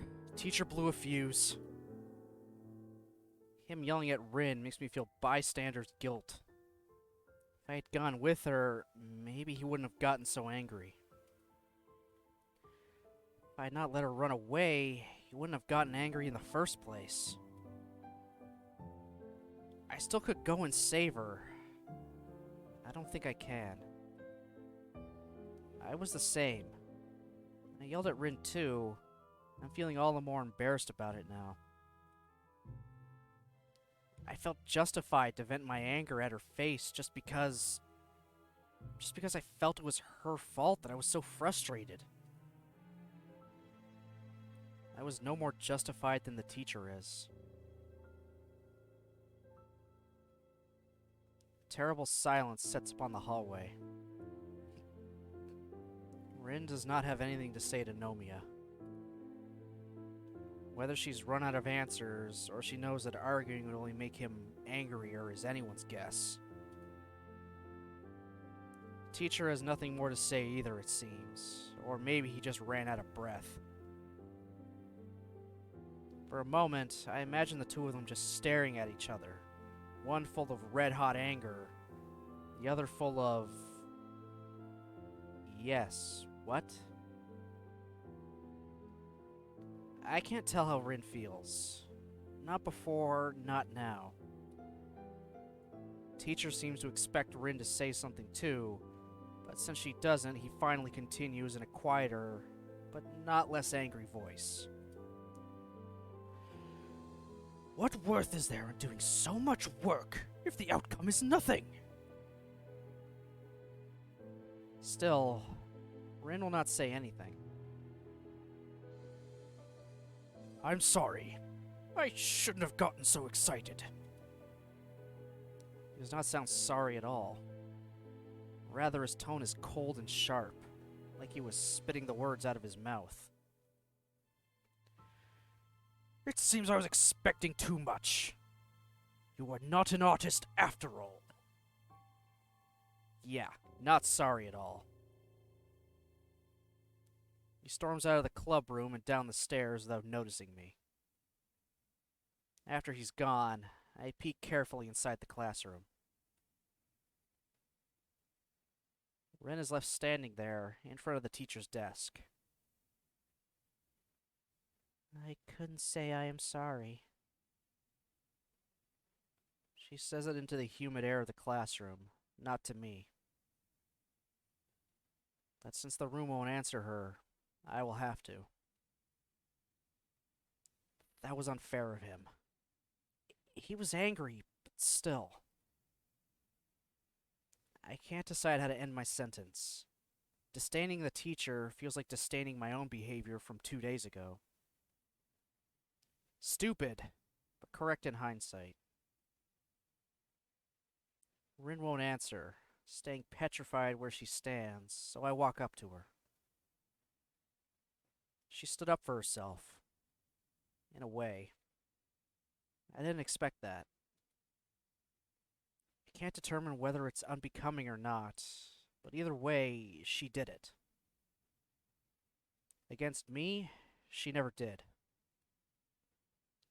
Sort of wish she had. Maybe I would not feel this bad then. Lately, it really seems that I've been wishing for all kinds of things. Rin? Go away. Why? What are you saying? You're angry with me too, right? I thought you were my friend. I thought he was too. Her voice is unlike I've heard it. It's bitter, sharp like needles, and she keeps staring pointedly at her toes. I don't think it's about that. He wanted you to be something you're not, and... I take a deep breath, finally catch her eyes in my own, locking our gazes. I'm sorry. I wanted us to be something else too. More than friends. Maybe that's why I couldn't contain myself and became so frustrated, just like the teacher did. What more? There's nothing more to me than me. That's all I am. I don't understand that. Well, the answer should be obvious, right? I remember myself thinking of the purpose of friendship. To put up with everything and anything. To be there for your friend. Did I fail as a friend? Thinking it could be a stepping stone for something else? Maybe because of those thoughts, I didn't manage to put up with things, to keep it together. As outrageous as Rin...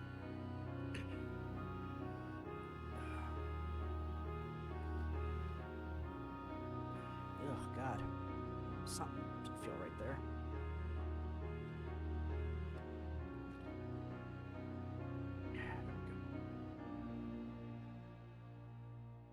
As outrageous as Rin is and was, I shouldn't have let myself get caught into that. Especially when I started feeling the way I did towards her. So, did I fail? That's what her eyes seemed to ask.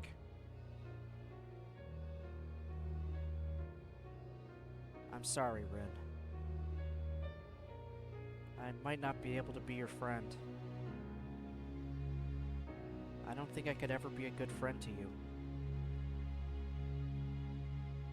I say these things because they are true, not because one of us would like to hear them. But there's something that must be said.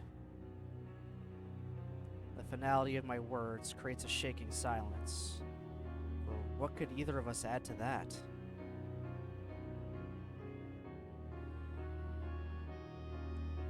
Why? Why does all this happen?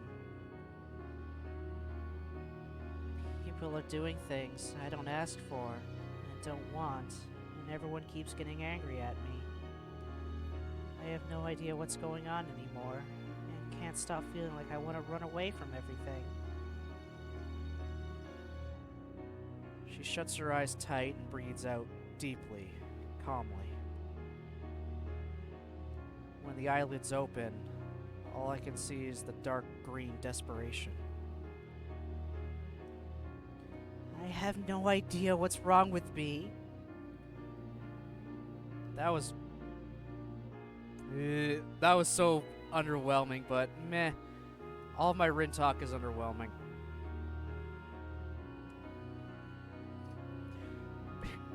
That was such an anemic yell, I'm gonna tell you right now. Oh, whatever.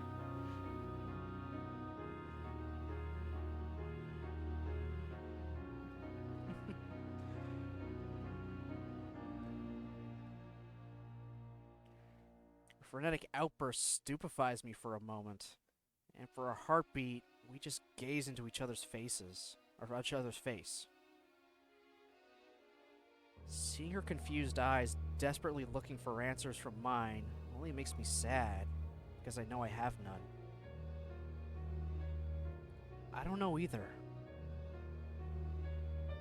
But you know, you yourself said that things you are not.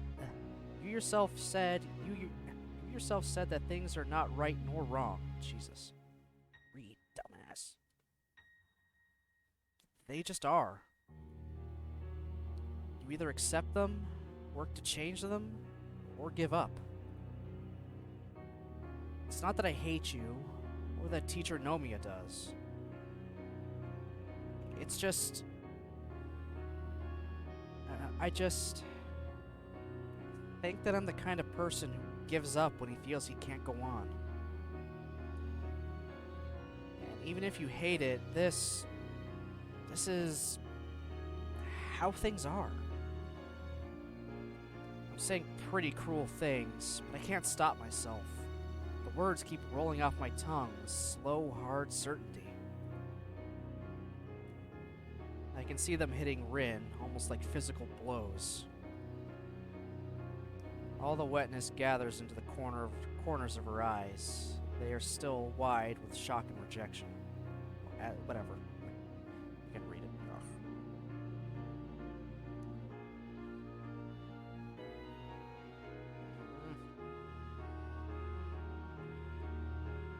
As the tears start rolling down her pale cheeks, she does nothing to stop them. As they fall down on the floor one by one, she stands still, staring at me with a gaze full of hollow disbelief.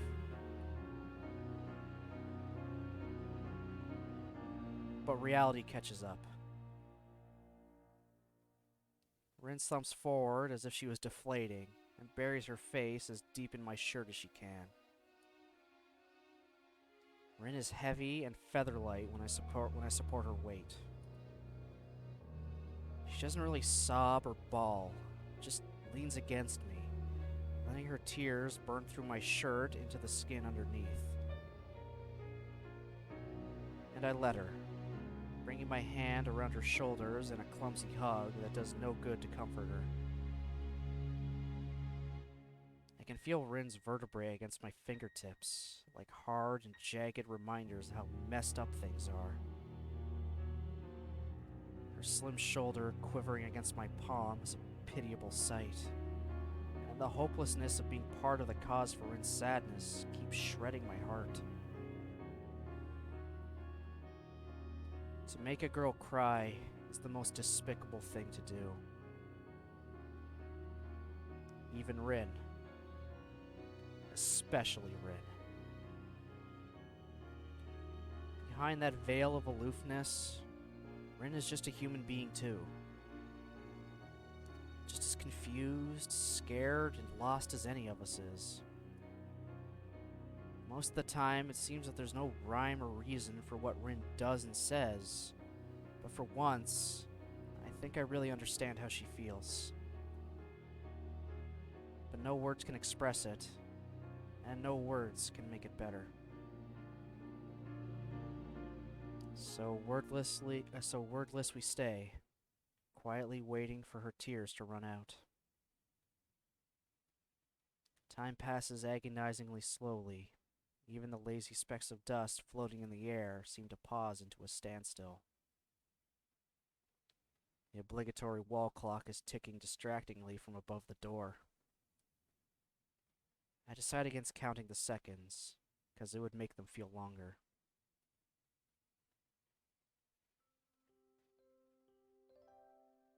Eventually, Rin stirs a little, and still smothering herself against my chest, mutters into my shirt. Let me be here for a while. Please, Hisao. Just give me a little while. Soothing deluge spreads into my consciousness. The knowledge that while being here for Rin is all I can do for her. It's all she wants right now, even after all we've gone through. Sure. So she stays there.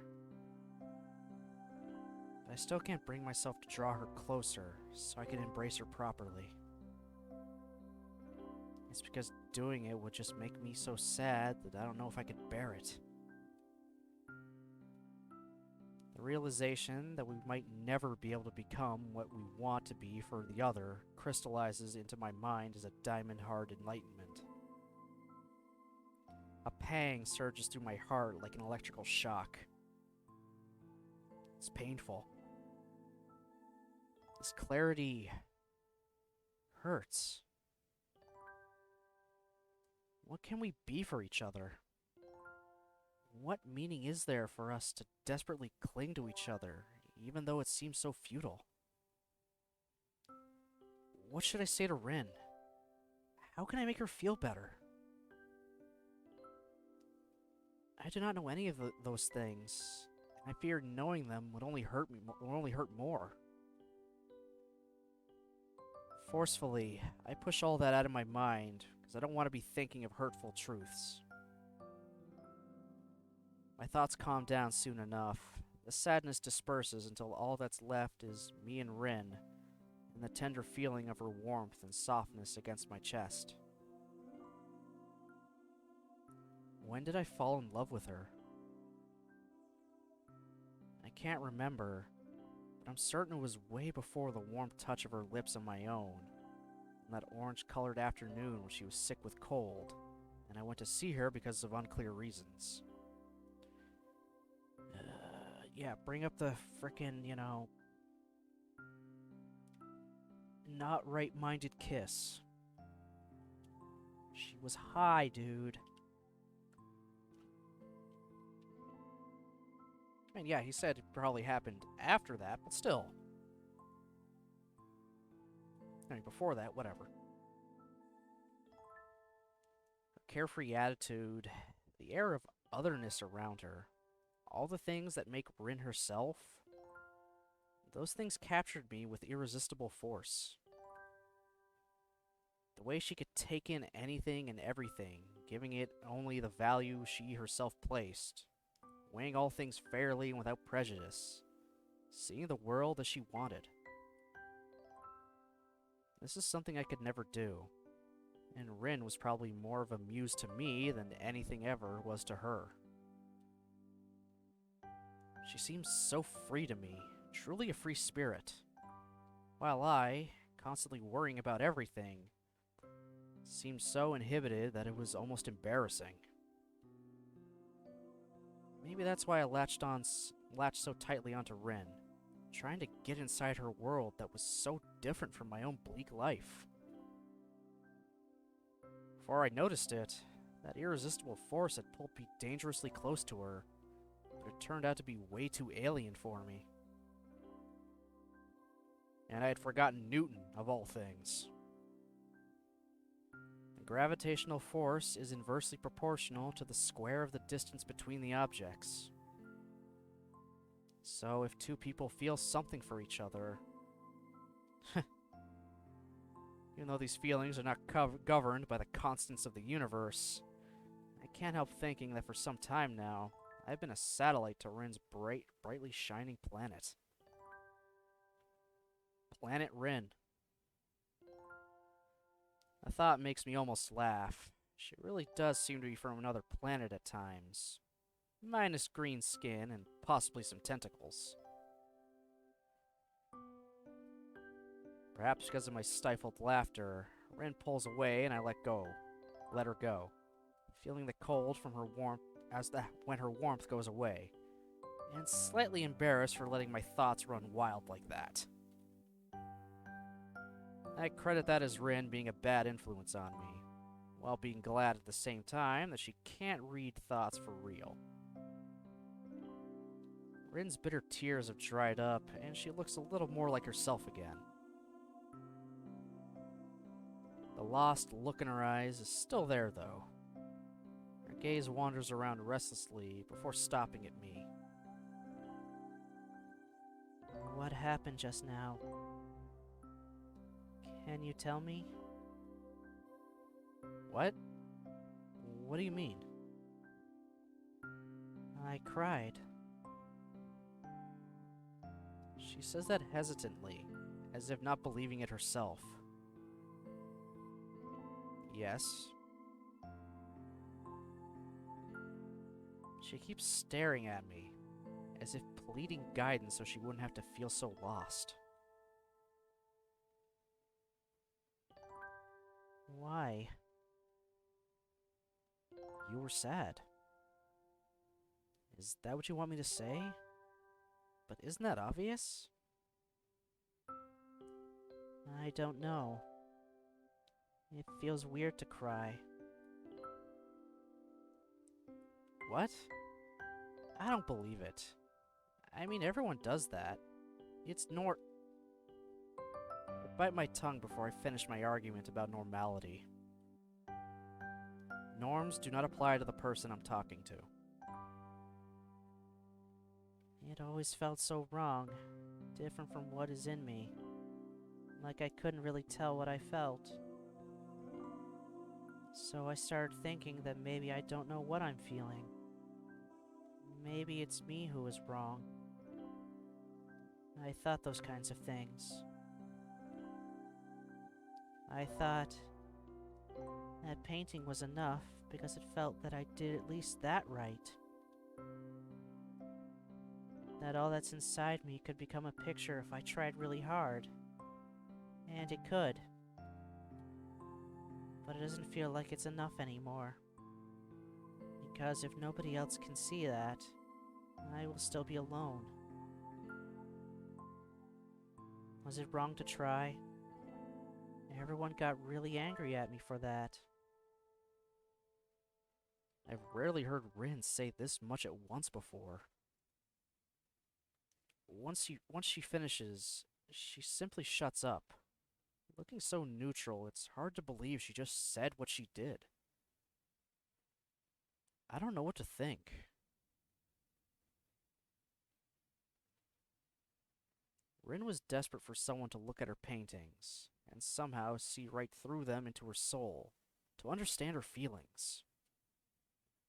'Cause she felt she could not express them in any other way?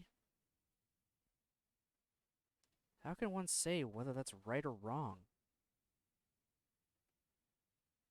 Could it be that all this time she's been trying to reach out to me like I've tried to reach out to her?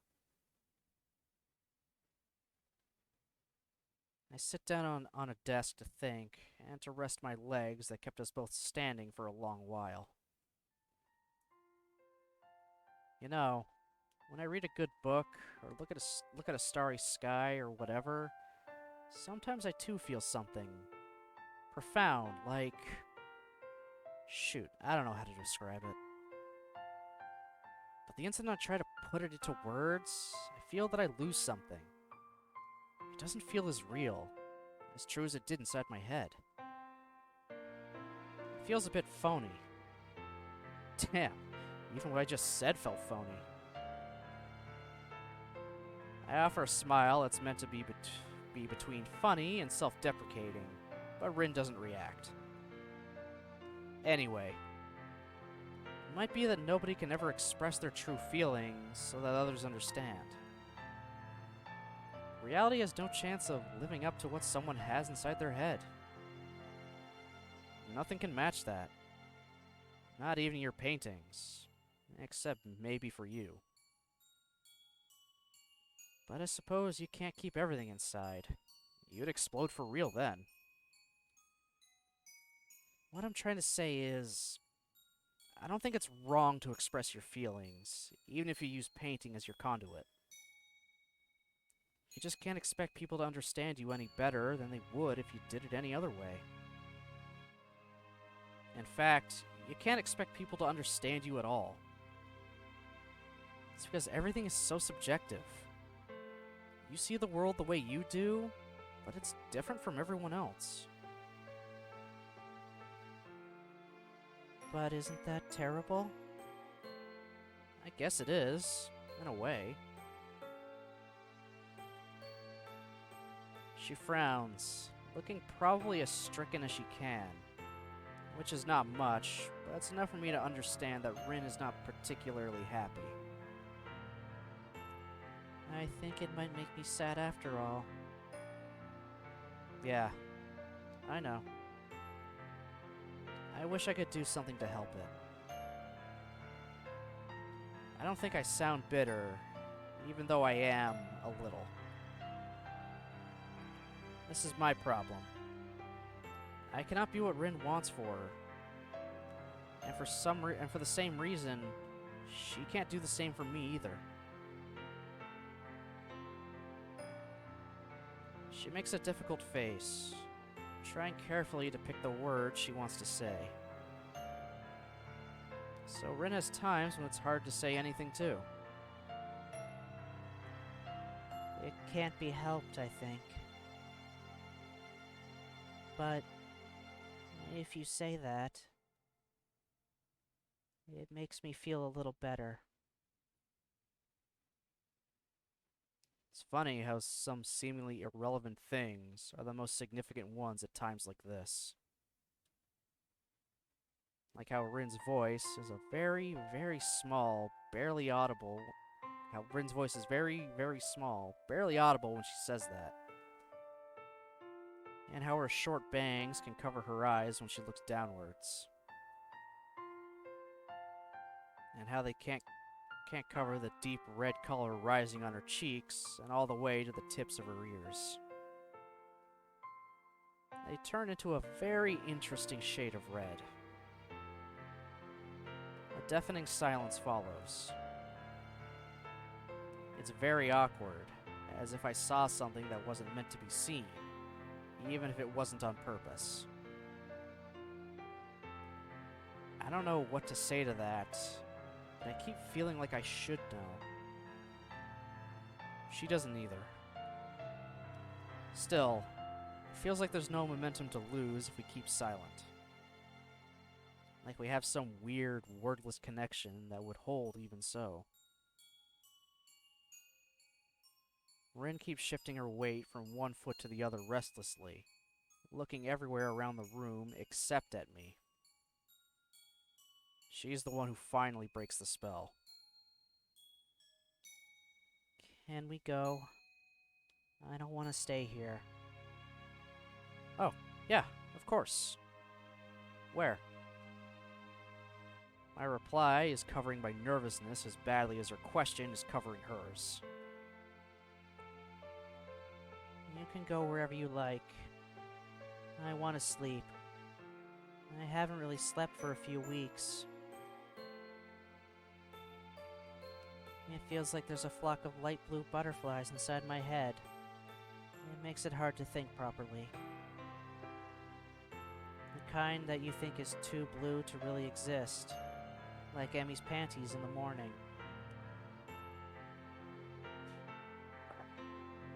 What?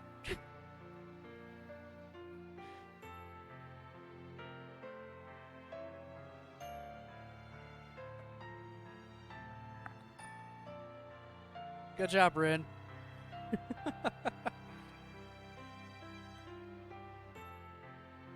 She shakes her head, and I almost expect a couple of ultramarine-colored morphos to pop out her ears. What the hell's a morpho?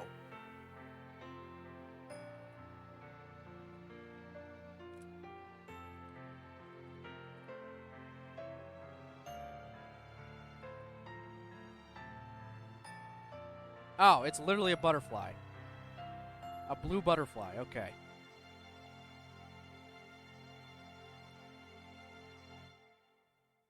A small smile tugs upwards the corner of her mouth. That reminds me. The blue, not the panties. The word for a flock of butterflies is a swarm. I looked it up.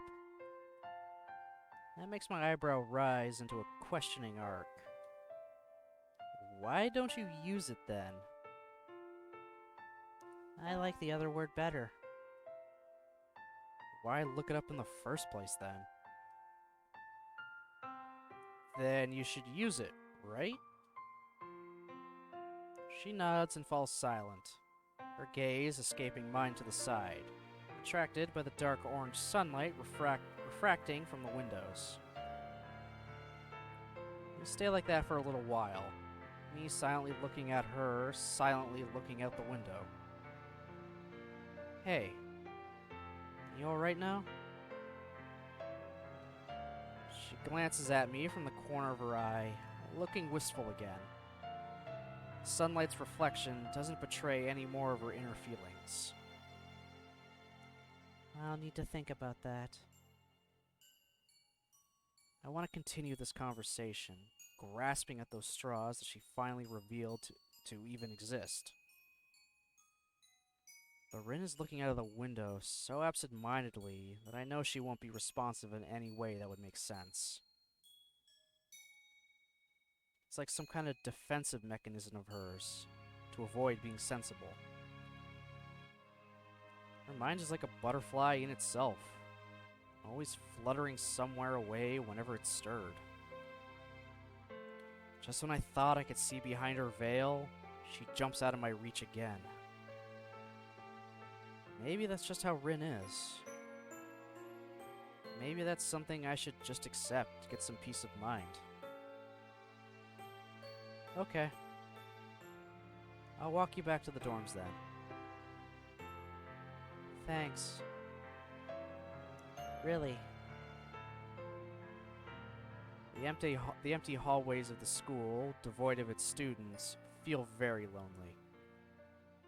Less than 1 hour after the summer vacation began, the building seems to be deserted, and all that intrudes on the stillness of the hallways are our footsteps.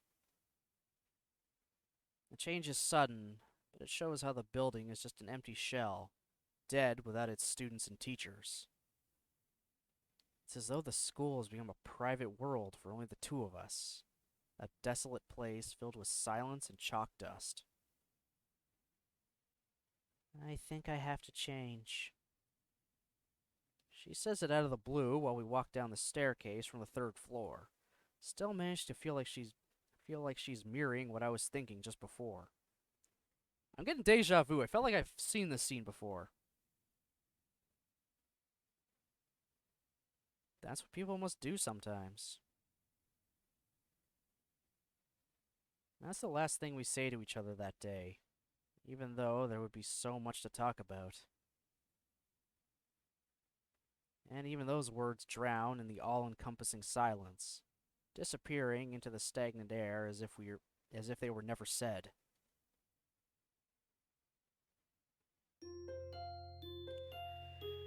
Ooh.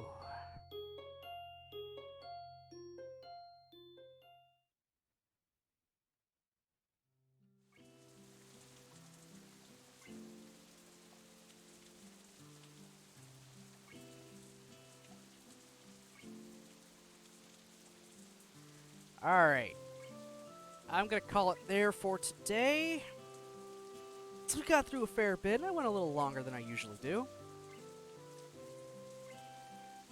So that would mean tomorrow we're gonna finish Rin's route. And by extension, Katawa Shoujo.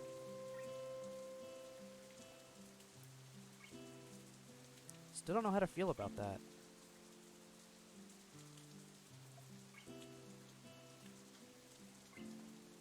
Still really don't know how to feel about finally ending the game. This is my first time doing Rin's route, and this will in fact, you know, mark, you know, the end of Katawa. The end of a visual novel I started almost a year ago. A new mod. I've already got one mod of Doki Doki on the go, and there are no official mods of Katawa. The only ones that do exist, I'm pretty sure, are Russian, with no translation. And I wouldn't want to do a mod of Katawa anyway.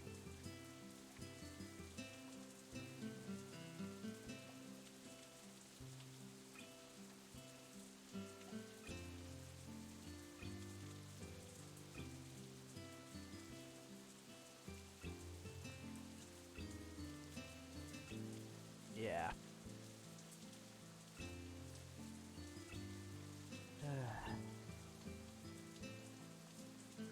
Yeah, tomorrow's gonna be end of Katawa for a while. Unless I want to go back and do the other endings for the girls' routes, which I wouldn't want to do. Maybe I'll make that a goal for a future or something. Where you guys force me to go down the other routes, like all the bad ends and shit.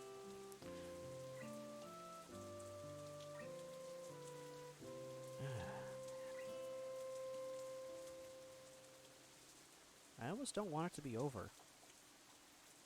I really enjoy this game.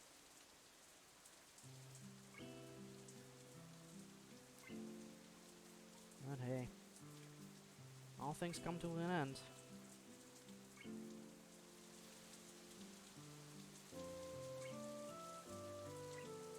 All things that do eventually come to an end.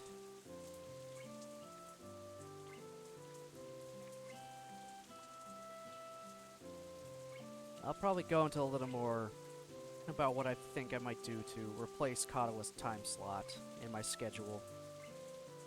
I may just fill it with random games that I only half finished or something. Until eventually, after finishing Blue Skies, then I'll add another visual novel. Because I think doing 2 visual novels is a bit much for me. I don't know. I'll see. Just gonna open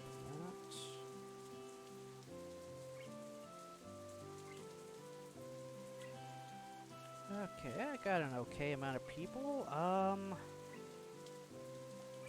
Anybody you guys want to raid? I don't really have anyone on right now that I could raid. So I'll take suggestions. I'm definitely not going to find anyone else playing Katawa. And if I do, it's either me or someone in Spanish.